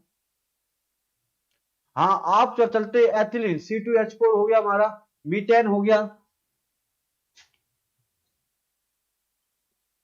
C2H4 वगैरह हो गया, मस्टर्ड गैस हो गई। अब आता है बेटा, इंग्लिश में भी लिखा है बेटा, एसिटिलीन। कौन सी बेटा? एसिटिलीन। ये मैं यहाँ पे मुख्य मुख्य चीजों पर बात करूंगा बस ओनली। एसिटिलीन जो होता है, कुछ अशुद्धियों के कारण लहसुन जैसी गंध आती है। लहसुन खाते हो? बहुत, मुझे तो बहुत अच्छा लगता है लहसुन। अगर किसी भी सब्जी में पड़ा हो ना, खड़ा खड़ा लहसुन और मसालेदार सब्जी हो, वो खड़े लहसुन को आप खाओ बेटा, सर्दियों में तो बहुत अच्छा लगता है, सर्दियों में गर्म करता है, पर गर्मियों में मत खा लेना ज्यादा, आप निबट जाओगे। क्या हो जाओगे? निबट जाओगे। तो लहसुन जैसी गंध आती है, लहसुन में जो गंध आती है, तो लहसुन जैसी गंध किसमें आते हैं? एसिटिलीन में आती है बेटा। किसमें आती है? एसिटिलीन। वायु ऑक्सीजन में धुआंधार दीप्त ज्वाला के साथ जलती है। छोड़ो इसको, ठीक है। अब जो प्रश्न आ रहा है उसका उपयोग करेंगे। इस गैस का उपयोग कपूर बनाने में किया जाता है। वेरी वेरी इंपोर्टेंट है, वेरी वेरी इंपोर्टेंट। किस गैस का उपयोग, किस गैस का उपयोग कपूर बनाने में किया जाता है? एसिटिलीन का उपयोग किया जाता है। जिन गोलों पे मैं अंडरलाइन करना हूं वो कम से कम पढ़ लो, कम से कम याद कर लो। इसका उपयोग क्या बनाने किया जाता है? कपूर। कपूर मतलब आपको पता है कपूर कैसे होता है? ठोस होता है। और कपूर ठोस से क्या हो जाता है? द्रव में चला जाता है। क्या चला जाता है? द्रव अवस्था में चला जाता है। तो जब ये अवस्था में जाता है उसे ऊर्ध्वपातन विधि कहते हैं। क्या कहते हैं? ऊर्ध्वपातन। एथेन की बात करते हैं, ठीक है। एथेन, मीथेन की तरह यह भी एक प्राकृतिक गैस है। जिस प्रकार मीथेन प्राकृतिक गैस है, उसी तरह एथेन भी क्या है? प्राकृतिक गैस है। प्राकृतिक गैस है, प्राकृतिक गैस। बात समझ में आई? प्राकृतिक गैस है। ये गैस तेल के कुएं से निकलने वाली गैस है। वो तो मोस्टली सबको पता है, तेल हो गया, पेट्रोल हो गया, डीजल हो गया, गैस हो गई, ये सब तेल के कुएं से निकाली जाती है। तेल से क्या करती है? निकाली जाती है। आम घरों में नहीं मिलती बेटा ये, ठीक है। रंगहीन गंधहीन जल में अल्प विलय एथिलीन एल्कोहल से पूर्ण क्रिया करता है। इसका उपयोग ईंधन के रूप में करते हैं। आपको थोड़ा सा देख लेना, इसका उपयोग किसके रूप में करते हैं? ईंधन के रूप में करते हैं।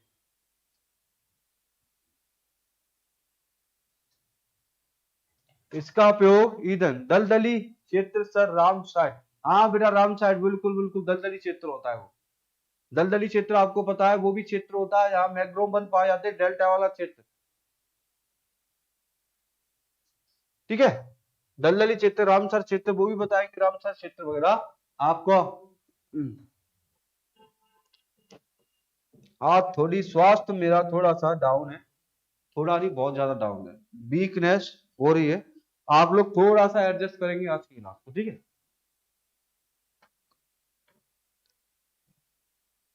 एक तो मौसम चल रहा है, ये वाला मौसम क्या करता है, धूप दोपहर में, ये वाला मौसम क्या करता है, दोपहर में तो इतनी गर्मी लगेगी आपको पता है, बहुत ज्यादा गर्मी लगती है, चिलचिलाती गर्मी आती दोपहर में।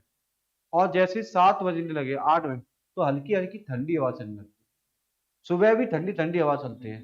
अब बेटा हम लोग, अब सब लोग क्या करते हैं, रात में सोते हो तो बिन कपड़े वगैरह टी शर्ट वगैरह उतार के सोते हो, और सुबह उठते हो सर्दी लगती है, और डबल खेल हो रहा है। सर्दी वाला ही मौसम है ये, और गर्मी वाला। ये मौसम निकल गया ना सही रहोगे, अन्यथा इसमें चपेट में आ गए जैसे मैं आ गया, मुझे लग रहा है, क्योंकि मेरे WBC कमजोर हो गए, मेरे एनर्जी फील नहीं हो रहा। अगर मैं चपेट में आ गया और पानी नहीं पी रहा मैं, पहले तो डिहाइड्रेशन प्रॉब्लम होगी। आपको पानी पीना चाहिए, लगातार पानी पीना, लगभग 6-7 लीटर जितना ज्यादा पीना चाहिए। डिहाइड्रेशन बचो, डिहाइड्रेशन कम हो गए ना, आपकी पूरा पूरा बैंड बच जाएगी पूरे शरीर की,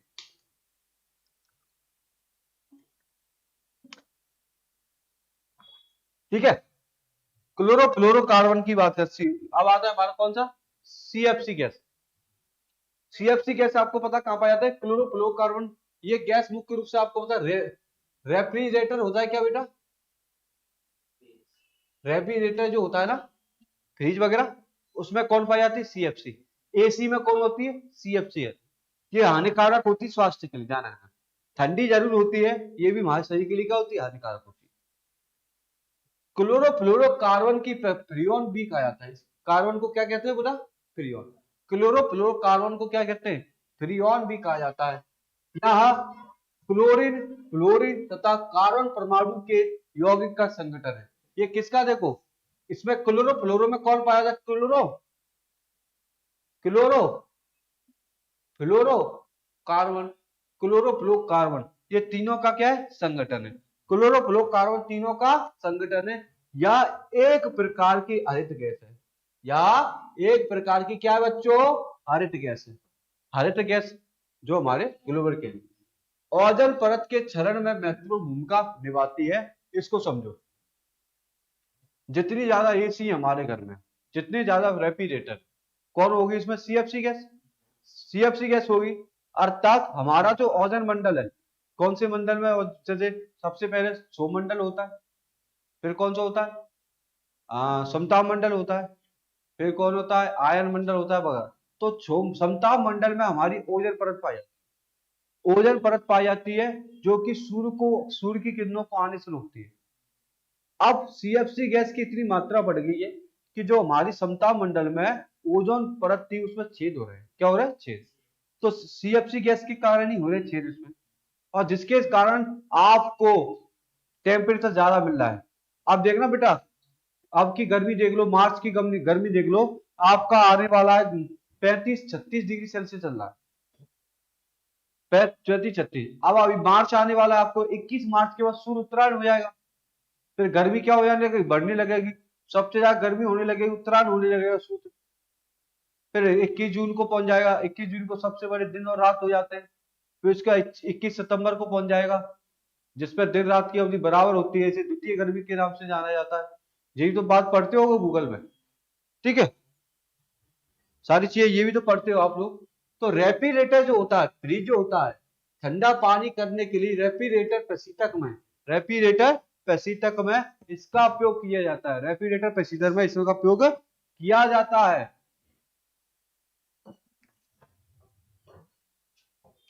रेफ्रिजरेटर में इसका उपयोग किया जाता है। मेरी बात समझ में आई बच्चों?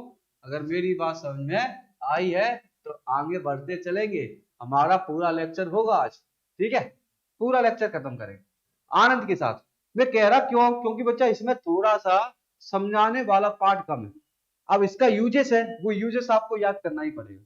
अगर कोई रिंग होती या कार्बन का रूप होता तो मैं उसको पूरी तरह से समेट के आपको बता देता, परंतु ये जो है ना बच्चा, ये मोस्टली आपको बता दें, थोड़ा समझने वाला टॉपिक है, वो याद करने वाला। तो सर आज प्रॉमिस करो हमसे कि याद करके रहोगे, करोगे आज इसको, याद कर लो, ठीक है। पीपीटी मिलती रहती है आपको, लगातार पीपीटी आपको सेंड होती रहती है। आप मक्कारी ना करें, भविष्य आपका है, समय आपका है, पैसे आपके हैं, माता पिता बहुत आस लगा है, ठीक है। मस्टर्ड गैस क्या होती है, मस्टर्ड गैस आपको शायद द्वितीय विश्व युद्ध में अमेरिका ने फेंका या चीन ने, ऐसे कुछ था। द्वितीय विश्व युद्ध में अमेरिका ने इसका उपयोग किया था, मस्टर्ड गैस। और इस गैस को जिन जिन लोगों के हाथ में संपर्क में आए थे, जो लोग, उनके शरीर पर फफूले पड़ गए, फफूले पड़ गए, पूरा शरीर में फफूले पड़ गए। द्वितीय विश्व युद्ध में अमेरिका ने ये गैस का शुरू किया था, जो जो संपर्क में आया था सारे शरीर पर उन धब्बे पड़ गए, फफूले पड़ गए, इसलिए। और उनमें से सरसों जैसी गंध आ रही थी, सरसों का तेल होता है, सरसों का तेल, उस सरसों जैसी गंध आ रही थी, इसलिए इस गैस का नाम मस्टर्ड गैस हो। इस गैस में से सरसों वाली गंध आ रही थी, इसलिए इसे मस्टर्ड गैस कहा। चलेगा बच्चों, एक बार जल्दी बताओ, एक बार जल्दी बताओ, ये एक प्रकार की कैसी गैस है बच्चा, एक प्रकार की कैसी गैस है, विषैली गैस है। एक प्रकार की, किस प्रकार की गैस है बेटा, विषैली। मस्टर्ड गैस आपको पता है हमारे शरीर के लिए हानिकारक है, और एक प्रकार की कैसी गैस है, विषैली गैस है। आया समझ में बच्चा, आया हो तो आगे बढ़े। एक प्रकार की कैसी गैस है बच्चों, विषैली गैस, ठीक है। जिसका उपयोग प्रथम विश्व युद्ध के समय रासायनिक हथियार के रूप में किया था। अभी बताया था प्रथम विश्व युद्ध में इसका उपयोग मस्टर्ड गैस के रूप में हुआ था और हमारे शरीर पर चुभती पड़ गई। गंध कैसी आती है इसमें? गंध जो आती है इसमें, जो गंध आती है वो लहसुन की आती है और सरसों जैसी गंध आती है। लहसुन जो खाते हो मोस्टली सरसों जैसी गंध आती है। मोस्टली कैसी गंध आती है? सरसों जैसी गंध आती है। मस्टर्ड गैस कहा जाता है। ठीक है, इस गैस को त्वचा अवशोषित कर लेती है। त्वचा क्या कर लेती है? अवशोषित कर लेती है और त्वचा पर क्या पड़ जाते बच्चों? पपेले पड़ जाते। क्या पड़ जाते? पपोले। अर्थात हमने बताया मस्टर्ड गैस के बारे में, हमने बताया मस्टर्ड गैस के बारे में, आपने सीखा मस्टर्ड गैस के बारे में। ठीक है,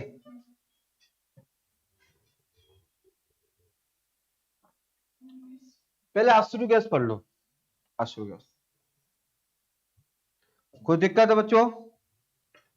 ठीक है, ठीक है।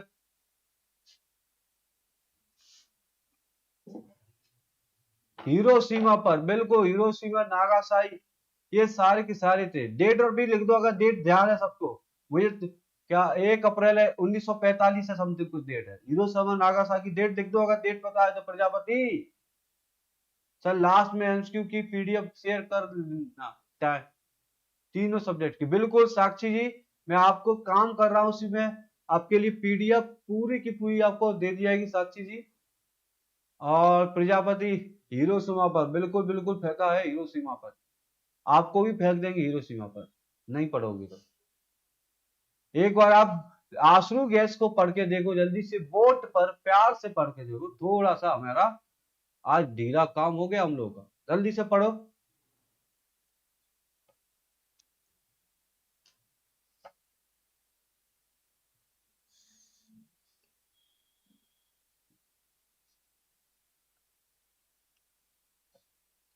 चलेंगे आगे बढ़ते। आंसू गैस की बात करते हैं। आंसू गैस, टीयर गैस।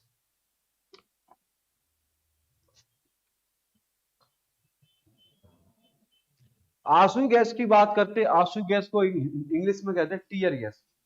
क्या कहते हैं? टीयर। आपने कभी दंगा देखा क्या? मैंने देखा है आंखों से।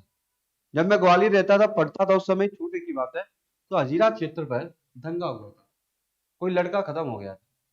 हजीरा क्षेत्र में एक डेयरी, अमूल दूध की जो डेयरी वाले आते हैं ना, गाड़ी लेकर आते, उसकी वजह से बच्चा छोटा 14 साल का लड़का गुजर गया था उस डेयरी से। तो फिर क्या, भाग गया और उसकी जो गाड़ी थी वो छोड़ गया था और सारी की सारी गाड़ी को जला दिया पहले। अहिरा पे एक छोटा सा थाना है पुण्य को, बड़ा थाना अलग है, अहिरा क्षेत्र का छोटा सा चौकी है, एक चौकी, चौकी पूरी जला दी थी लोग बागों ने। अब उस पर इतना आक्रोश हो गया कि 1000-2000 आदमी सड़क पे था। 1000-2000 आदमी सड़क पे था और प्रशासन आया, एसपी आया, डीएसपी आया, एएसपी आया, कलेक्टर आया, डीएम आया, फलाना ढिकाना सब आ गए। तो अभी उस व्यवस्था को संभाला नहीं जा सका। तब फिर क्या किया उन्होंने? आंसू गैस के गोले फेंके। आंसू गैस के गोले फेंके, धमाक गोले दबाए और आंसू गैस के जैसे गोले फेंके तो आंखों में से आंसू आने लगे। आंखें पूरी तरह से जलने लगती है। ऐसा लगता है कि हमने मिर्च आंख में चली गई है, या संतरा खाया, संतरे का रस आंख कर देते, संतरे का रस को आंख में एकदम फुट कर देना तो आपके बहुत जलन होती है। इसी तरह वो जलन हो रही थी। हम आ रहे थे पढ़कर बेटा, पढ़ के आ रहे तो हमें पता नहीं था क्या हो रहा है। एकदम आए उस रास्ते पे, एकदम अब्बर दिखा।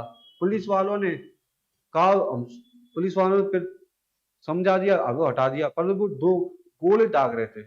ऐसी कोई गोलियां थी, उनको दाग रहे थे, उससे गैस निकल रही थी और गैस लगने के कारण सब लोग में आंखों में जलन हो रही थी और वो तुरंत भाग रहे थे। तो अश्रु गैस को कहते हैं। टीयर गैस क्या होती है? या एक विषैली गैस है। सबसे इंपोर्टेंट चीज तो कौन सी है? विषैली गैस है। विषैली गैस है तभी तो जलन दे रही है। ऑक्सीजन गैस क्या है? अच्छी गैस है, शरीर को बुनी देती, हानि। जिसका उपयोग कभी कभी अनियंत्रित भीड़ भाड़ का तितर बितर करने किया था। यही तो बताया, दंगा हो जाता तो उसका तितर बितर करने किया था। ठीक है, इस गैस के मानव के नेत्र संपर्क आने पर आंखों में क्या होती है? जलन होती है। आंखों में क्या होती है? जलन होती है। इसे आंसू निकलने लगते हैं। ये भी आपको पूरी तरह समझ में आ गया। ल्यूसाइड क्या होता है, ये भी मस्टर्ड गैस की तरह यावी है। ये भी किसकी तरह होता है, मस्टर्ड गैस की तरह। किसकी तरह, मस्टर्ड गैस की तरह। ये भी बच्चों मस्टर्ड गैस की तरह है। मस्टर्ड गैस क्या करती, फफोले पैदा करती थी। क्या करती थी, फफोले पैदा करती थी। ये भी कुछ ना कुछ तो फफोली कर रही होगी। ये बताओ, ये भी तो कुछ ना कुछ तो कर रही होगी, कर रही होगी या नहीं कर रही हो। तो बात करेंगे मस्टर्ड गैस की तरह यह भी अत्यंत जहरीली गैस है। ये कैसी गैस है, जहरीली गैस है, जिसका उपयोग द्वितीय विश्व युद्ध में, इसका भी हुआ बेटा, द्वितीय विश्व युद्ध में रासायनिक हथियार के रूप में किया गया। लूसाइड के प्रभाव से चक्कर, उल्टी, दस्त, तेज दर्द, ऊतक क्षरण रखा। तो बेटा मस्टर्ड गैस का उपयोग भी द्वितीय विश्व युद्ध में हुआ था, द्वितीय विश्व युद्ध में हुआ था, जिसके कारण शरीर पर क्या पड़ने लगे, फफोले पैदा होने लगे। और लूसाइड गैस भी क्या होती है, ये भी, इसका उपयोग भी द्वितीय विश्व युद्ध में हुआ। और परंतु इसके कारण उल्टियां होती है, चक्कर आते हैं, जी घबराता है, ये सारी की सारी प्रोसेस वहां पर होती है। ठीक है, मस्टर्ड गैस समझ में आ गया आपको, और लूसाइड गैस समझ तो लिखेंगे। लाइक मस्टर्ड गैस, कैसी होती है, मस्टर्ड गैस की तरह। It's is also high toxic gas, कैसी गैस है, जहरीली गैस है। Which was the use and chemical weapon, जैविक हथियारों में इसका उपयोग किया जाता है। कौन सा बार था, विश्व युद्ध द्वितीय। सिम्बायोटिक, बेरेटिक, बॉम्बिंग, वोमिटिंग वगैरह, उल्टी वगैरह सारी चीज, दर्द होता है वगैरह, पेन होता है। ठीक है। टीयर गैस क्या थी, टीयर गैस इज आज नॉन टॉक्सिक गैस। ठीक है, ये एक प्रकार का जहरीला है। यूज डिस्प्रेस यूरिनरी क्राउड में, ये क्राउड को भगाने के लिए किया जाता है। ये भी मैंने आपको समझा सका हूं। क्लोरोफॉर्म की बात कर लें थोड़ा सा। बताया आपने क्लोरोफॉर्म का इस्तेमाल किया क्या, मूवी में तो देखा है आपने, मूवी में सबने देखा है। वास्तव में क्लोरोफॉर्म को रूमाल में डालने पर सुंघा देते व्यक्ति को, और उसको बोरी में बंद कर ले जाते थे। क्या करते थे, बोरी में बांध कर ले गए, बोरी में क्या करके बांध कर ले गए, और उससे फिर फिरौती मांग रहे हैं। फिरौती सुनते, पैसा मांग रहे हैं कि आपके बच्चों को जब भी छोड़ा जाएगा, जब आप इतने लाख या अपने इतने करोड़ रुपए दे दोगे। इसी तरह पहले क्या होता था, क्लोरोफॉर्म का इस्तेमाल करते थे, डॉक्टर भी क्लोरोफॉर्म का इस्तेमाल करते थे, परंतु क्लोरोफॉर्म में कुछ अपघटन हुआ था, कुछ खराबी दिखी बच्चों में, कुछ लक्षण देखे, तो अब हटा दिया है। अब इसका उपयोग क्लोरोफॉर्म के स्थान पे एथिलीन का उपयोग कर रहे हैं। क्लोरोफॉर्म के स्थान किसका उपयोग करते, एथिलीन का। एथिलीन पहले पढ़ा चुका, ठीक है। प्रयोगशाला में औद्योगिक स्तर पर क्लोरोफॉर्म एथिल अल्कोहल को ब्लीचिंग पाउडर के साथ गर्म करके बनाया जाता है। तो प्रयोगशाला में इसको किससे बनाया जाता है, एथिल अल्कोहल और ब्लीचिंग पाउडर। एथिल अल्कोहल और ब्लीचिंग पाउडर को आपस में क्रिया करा दो तो क्या बन जाएगी आप लोगों की, क्लोरोफॉर्म। या एक रंगीन द्रव्य पदार्थ, इसका उपयोग देखो निषेचना, मतलब बेहोश करने के लिए। किसका उपयोग करने के लिए, बेहोश करने का उपयोग किया जाता है।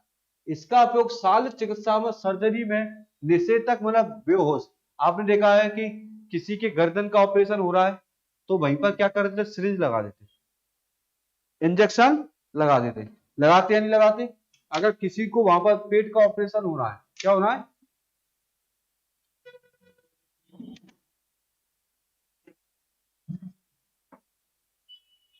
अगर पेट का ऑपरेशन होना है, क्या होना है, पेट का ऑपरेशन, पेट का ऑपरेशन होगा तो उसी जगह क्या लगा दे, इंजेक्शन लगा देते। अगर किसी के दांत को निकालना है तो क्या लगा देते, इंजेक्शन लगा देते। तो वहां की जगह क्या हो जाती है, शून्य हो जाती है, वो हमको महसूस नहीं होती। तो इसका उपयोग क्लोरोफॉर्म, ठीक है। आइडोफॉर्म क्या होता है, सूत्र याद कर लेंगे, CH13।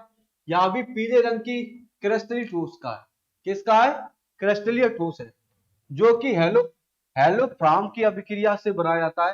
तुम तो याद कर लो, आइडोफॉर्म में ऊर्ध्वपातन का गुण पाया जाता है। ये पॉइंट सबसे इंपोर्टेंट है, सबसे इंपोर्टेंट है, दिमाग में डाउनलोड कर लो।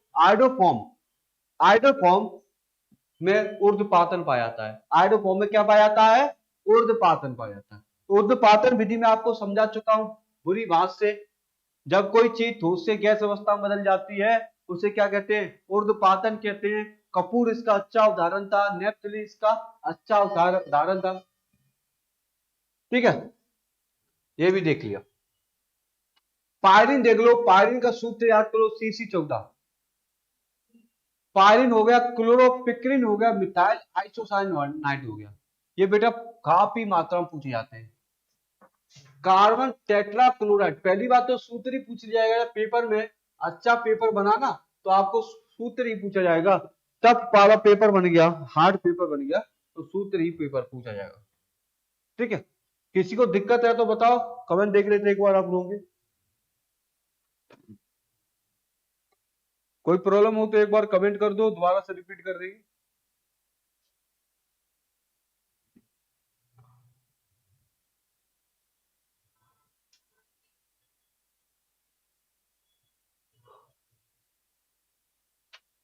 कोई दिक्कत नहीं है किसी को। पायरिन को पढ़ते हैं, क्लोरोपिक्रिन को पढ़ते हैं, फिर उसके बाद आता है मिथाइल आइसोसाइनाइड।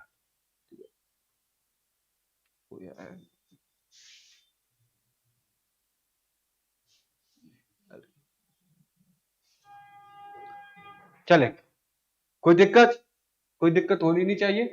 केमिस्ट्री का सरल भाषा में पढ़ा रहे हैं बेटा, इससे सरल भाषा क्या होगी। ठीक है,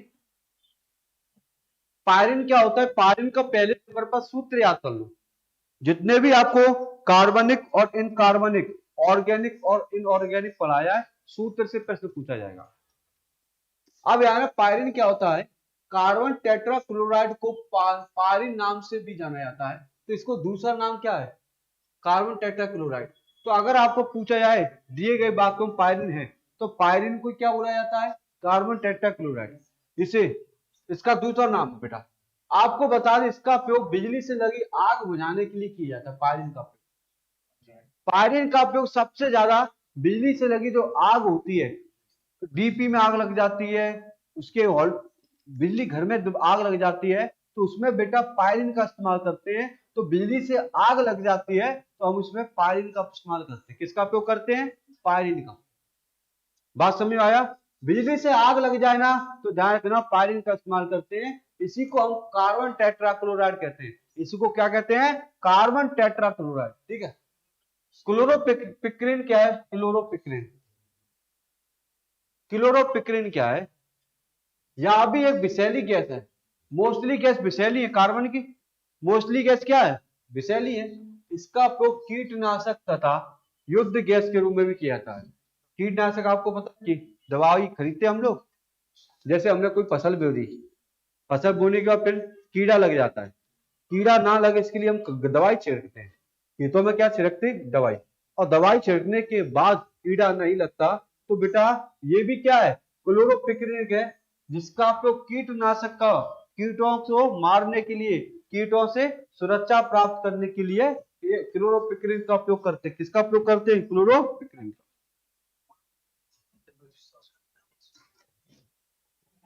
ठीक, मिथाइल आइसोसाइनाइड बहुत इंपॉर्टेंट है बेटा, बहुत इंपॉर्टेंट है, बहुत, क्योंकि ये प्रश्न पूछा जाएगा कि मिथाइल आइसोसाइनाइड का फॉर्मूला क्या है। मिथाइल आइसोसाइनाइड का फॉर्मूला क्या है, पूछा जा जाएगा। यहां भी कैसी गैस है बेटा, विषैली गैस है। भोपाल में, ये तो याद कर लो, भोपाल में 2 दिसंबर 1984 में, भोपाल में 2 दिसंबर 1984 में एक कांड हो गया था, गैस रिलीज हो गई थी। वो गैस कौन सी थी, मिथाइल आइसोसाइनाइड। भोपाल के एक उद्योग कारखाने या प्लांट में 1984 में, 2 दिसंबर 1984 में एक कांड हो गया था। एक गैस सीरी निकलना स्टार्ट हो गई और लगभग 1000 से भी ज्यादा लोग मारे गए थे। लगभग 1000 से भी लोग मरे गए थे। तो आपको बताऊं, आपको बता दूं, अगर अब विश्व युद्ध हुआ तो बेटा आपको बता दूं, ना बंदूक से होगा ना गोला से, अब आएगा गैसों से होगा। तेरी तरफ एक गैस छोड़ दी, सारे मर गए तेरी तरफ, मेरी तरफ मेरे पानी में गैस मिला दी। चार मान चलो हमारे यहाँ पर मध्य प्रदेश में चंबल नर्मदा है, कोई आ गया और किसी ने नर्मदा पानी में कोई केमिकल मिला दी, वो केमिकल पूरी नदी मिल जाएगा और धीरे धीरे हम लोग पिएंगे तो हमें भी क्या आएगी, बीमारी पर। मछली वगैरह तो मर जाएंगी, परंतु कहने का अर्थ है भविष्य में जो भी देखो, शुरुआत में युद्ध हुए थे पत्थरन से, किस हुई? पत्थर से। फिर आए उन्होंने थोड़ा सा आविष्कार किया, फिर डंडे लाठी से, फिर आविष्कार हुआ बंदूकों से युद्ध हुआ था, धन धन धन धन धन धन धन धन धन, आविष्कार हुआ। फिर आपको बता दें, अब मिसाइलें आ गई है, मिसाइलें आ गई है, टैंक आ गए। अब जो आप अब मान के चलो, आप भविष्य में कभी युद्ध हुआ ना, तो टैंक फैंक कोई काम नहीं करेगा। पूरे देश को खत्म करना है ना, पूरे देश को खत्म करना है, तो क्या कर दो? जैविक हथियार लाओ। मान के चलो पाकिस्तान की ओर क्या चल रही है? हवा चल रही है। पाकिस्तान की ओर क्या चल रही है? हवा। तो हमारी सरकार ने उसी हवा में क्या घोल दिया? केमिकल घोल दिया। तो पूरी की पूरी हवा कहाँ पहुंच गई? पाकिस्तान में। और पाकिस्तान में जो लोग सांस लेंगे ना, उनमें सारी गैस फैल जाएगी और सभी लोग चले जाएंगे। ऐसा नहीं होना चाहिए, परंतु एक बताया है एग्जाम्पल के। तो मिथाइल मिथाइल आइसोसाइनाइड जो वाला जो कब कांड कब हुआ था? 2 दिसंबर 1984। कीटनाशक बनाने वाली कंपनी यूरेनियम कार्बाइड में इसी नए गैस का रिसाव हुआ और फेंका। ये बेटा इतना इंपोर्टेंट है, ये बेटा इतना इंपोर्टेंट है, इतना कोई इंपोर्टेंट नहीं है। मिथाइल आइसोसाइनाइड, मिथाइल आइसोसाइनाइड बहुत ही ज्यादा इंपोर्टेंट है, बहुत ज्यादा। चलेंगे आगे थोड़ा।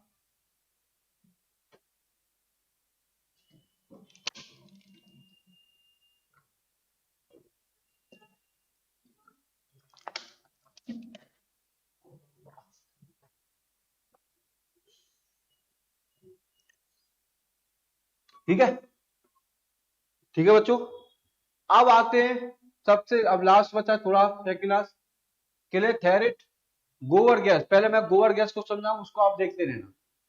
गोबर गैस आपको पता है, गांव में एक गड्ढा खोद लेते हैं, उस गड्ढे में कूड़ा कचरा गोबर कचरा सब कुछ डालते रहते हैं। जो भी कुछ बचता है, घर के खाने का बचा वो भी डाल दिया, गो भैंस ने गोबर दिया वो भी डाल दिया, कूड़ा कचरा जो भी हरी पत्तियां बची सारी चीजें उस प्लांट में गड्ढे में डाल देते हैं। अब गड्ढे में डलेगी, गोबर में मीथेन गैस होती है, खनक होती है, तो उसमें से क्या निकलती है? गैस निकलती है। अब वो गैस देखो ढाक गड्ढे को ढाक दिया, अब गैस उसमें से क्या निकलेगी? गैस निकलेगी प्लांट। तो गैस किसी नली के माध्यम से हमारे घर तक पहुंच जाती है और हम इसका उपयोग करते हैं खाना बनाने के लिए। तो मीथेन गैस जो होती है बच्चा, गोबर गैस जो होती है, पहले तो गोबर गैस में कौन सी गैस होगी? मीथेन। कौन सी गैस होगी? मीथेन। लिखा भी होगा, इस गोबर गैस में कौन सी गैस होती है सबसे मुख्य? मीथेन गैस होती है। वायु को उपस्थित में सुगमनता से जलती है। गोबर गैस और जैव गैस में 50 से 60% कौन होती है? मीथेन गैस होती है।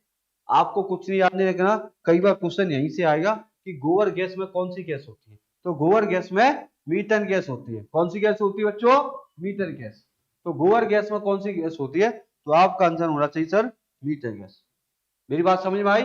अगर मेरी बात समझ में आ रही है तो नीचे चलते हैं। मैथिल एल्कोहल का सूत्र याद कर लो।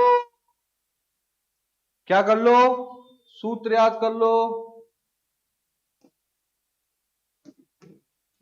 मैथिल एल्कोहल का क्या कर लो? सूत्र याद कर लो। कुछ करो या ना करो, ये भी कैसा है? विषैला है, जिसकी गंध शराब की तरह आती है। कैसी आती है? शराब। शराब वाले व्यक्ति जो दारू पीते हैं उनको पता है कि शराब जैसी गंध आती है। आप बेटा शराब वाले व्यक्ति के पास पर बैठ जाओगे ना, तो आप 2 मिनट से तीसरा मिनट नहीं बैठ पाओ, क्योंकि उससे गंदी स्मेल आती है। क्या आती है? गंदी स्मेल आती है। तो शराब वाले शराब क्षेत्रों में ये पूछा है। इसके सेवन से बेटा, अगर मैथिल अल्कोहल का ज्यादा सेवन कर रहे हो, ज्यादा सेवन कर रहे हो, तो व्यक्ति क्या हो जाएगा? अंधा हो जाएगा, ब्लैंक हो जाएगा, और अधिक मात्रा में पी लेने से मृत्यु हो जाती है। शराब शराब में कौन होता है? मैथिल अल्कोहल होता है। और शराब ज्यादा पीने से आपको क्या हो जाएगा? अंधा हो जाएगा, और जरूरत से ज्यादा पी लेगा तो मृत्यु हो जाएगी। सिरोसिस रोग कहते हैं, शराब पीने से कौन सा रोग होता है? सिरोसिस होता है, तो लिवर को प्रभावित करता है। ठीक है, शराब पीने वाला अधिकांश लोगों की मृत्यु इसी मिथाइल अल्कोहल के कारण होती है। किसके कारण? मैथिल अल्कोहल। तो मिथाइल अल्कोहल और मैथिल अल्कोहल बेटा शराब में पाया जाता है। किसमें पाया जाता है? शराब। तो आपको पता है मृत्यु क्यों होती है? और इस अल्कोहल से ड्राई डाइस, डाइस मतलब रंग होते हैं, डाइस, परमाफ्यूज, औषधि और सेंट वगैरह बनाने में क्या परफ्यूज होते हैं। लास्ट स्लाइड है, लास्ट स्लाइड को खत्म करते ये चैप्टर हमारा क्या हो जाएगा? आज समापन हो जाएगा। पूरा का पूरा बड़ा टॉपिक था, फिर भी हमने इसको समापन कर दिया है। याद करने वाला टॉपिक ज्यादा है, समझने वाला टॉपिक मैं समझा चुका आपको पूरा। अब तो खाली खाली आपको क्या करना है, खाली खाली आपको याद करना। चलें थोड़ा सा, एक्टिव एल्कोहल या एथेनॉल, C2H5OH, इसे सामान्यतः एल्कोहल कहा जाता है। विदा आ गया क्वेश्चन, एल्कोहल किसे कहा जाता है, एथिल एल्कोहल। अगर आपसे पूछा जाए एल्कोहल का फुल फॉर्म क्या, तो आप कहोगे एथिल एल्कोहल को क्या कहते हैं, एल्कोहल कहा जाता है। ठीक है, शराब पाया या सभी प्रकार की शराबों में पाया जाता है एल्कोहल। एथिल एल्कोहल किसमें पाया जाता है, सभी प्रकार की शराब में, देसी हो, विदेशी हो, लोकल हो, छपरी हो, सब में पाया जाता है। इसलिए इसे स्पिरिट ऑफ द वाइन भी के नाम से जाना है। तो वाइन पीते लोग, वाइन बड़ी बड़ी महंगी आती है, 20,000 की, 25,000 की, रेड कलर की, उन वाइन, इसलिए इसे क्या बोलते हैं, स्पिरिट ऑफ द वाइन। चावल से बनाया जाता है, सेब, अंगूर आदि की किण्वन क्रिया के द्वारा क्या बनाया जाती है, शराब बनाई जाती है।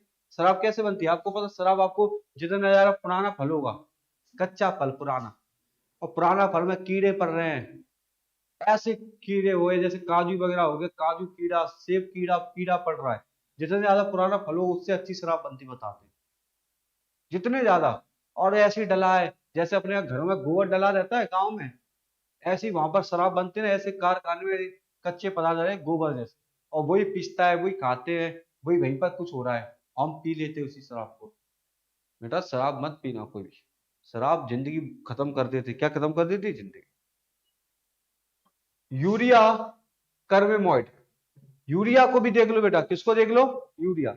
सबसे पहले तो ये आपको पता है यूरिया कहाँ होता है, खाद है। यूरिया क्या है, खाद है। और खाद का उपयोग हम कहाँ करते हैं, खेतों में करते हैं। क्यों करते हैं, फसल की पैदावार अच्छी हो, फसल की पैदावार क्या हो, अच्छी हो, इसलिए हम यूरिया का उपयोग करते हैं। और आपको बता दें, यूरिया का प्रयोगशाला में बनाया गया।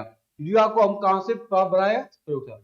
ये हमें धरती से प्राप्त नहीं हुआ, ये ऑलरेडी हमें प्रयोगशाला लैब में बनाया गया। प्रथम कार्बनिक यौगिक जिसे 1928 में हॉलर ने पोटेशियम साइनाइड तथा अमोनियम सल्फेट से बनाया था। तो यूरिया जो था वो किससे बना था, पोटेशियम साइनाइड और अमोनियम सल्फेट से मिलकर बना था। आपको ये भी बता दूं, आपको यूरिया में 40% नाइट्रोजन होती है, ये क्वेश्चन भी आएगा, ये क्वेश्चन भी आएगा। यूरिया जो है उसमें 40% क्या होती है, नाइट्रोजन होती है। और मानव मूत्र में भी क्या होता है, यूरिया पाया जाता है, यूरिया यूरिन पाया जाता है, अमोनिया वगैरह होता है। तो इसी तरह आप इसको पूरी तरह से समझ लो। मेरी बात आप तक पहुंच रही है क्या बच्चा, अगर मेरी बात आप तक पहुंची है तो आज का लेक्चर मैं यहीं पर समाप्त करूंगा। क्या करूंगा, यहीं पर समाप्त करूंगा, क्योंकि आज हमारा दो तीसरा चौथा जो भी टॉपिक था वो मैंने कंप्लीट करा दिया है। जितना जल्दी हो सकता है मैं केमिस्ट्री को खत्म करूंगा, उसके बाद फिजिक्स को लूंगा, और फिजिक्स से ज्यादा क्वेश्चन बनते केमिस्ट्री की अपेक्षा। सबसे ज्यादा अच्छे क्वेश्चन तो आपको पता चले बायो में बन चुके, जितनी लेवल की बायो पढ़ा दी है, वो एक टॉपिक बचा है तो वो एंड में खींच दूंगा, क्योंकि सिलेबस ही ज्यादा बेटा। हमने 14 से 15 टॉपिक किए और हर एक दिन में एक टॉपिक निकाला है। समय हमारे पास कम है और सिलेबस हम पर ज्यादा है, तो ज्यादा जल्दी जल्दी पढ़ना पड़ेगा पटवारी के लिए।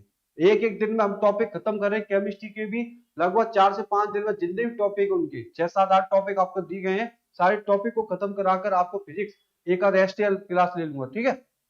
फिजिक्स चालू कर देंगे, क्योंकि कल क्लास हो नहीं पाई। अगर क्लास कल हो जाती ना तो कल 2 टॉपिक निपटा देता मैं, आज एक ही टॉपिक निकला है, तो 2 टॉपिक निपटा जाए तो कहने करता जो 8-10 टॉपिक है केमिस्ट्री के पूरे खत्म करा देता आपका।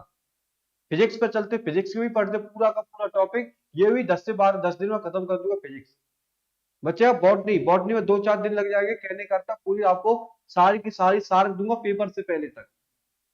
मैं राहुल सिंह आज की क्लास में आपसे विदा लेता हूं, कल मिलूंगा केमिस्ट्री का नया टॉपिक के साथ।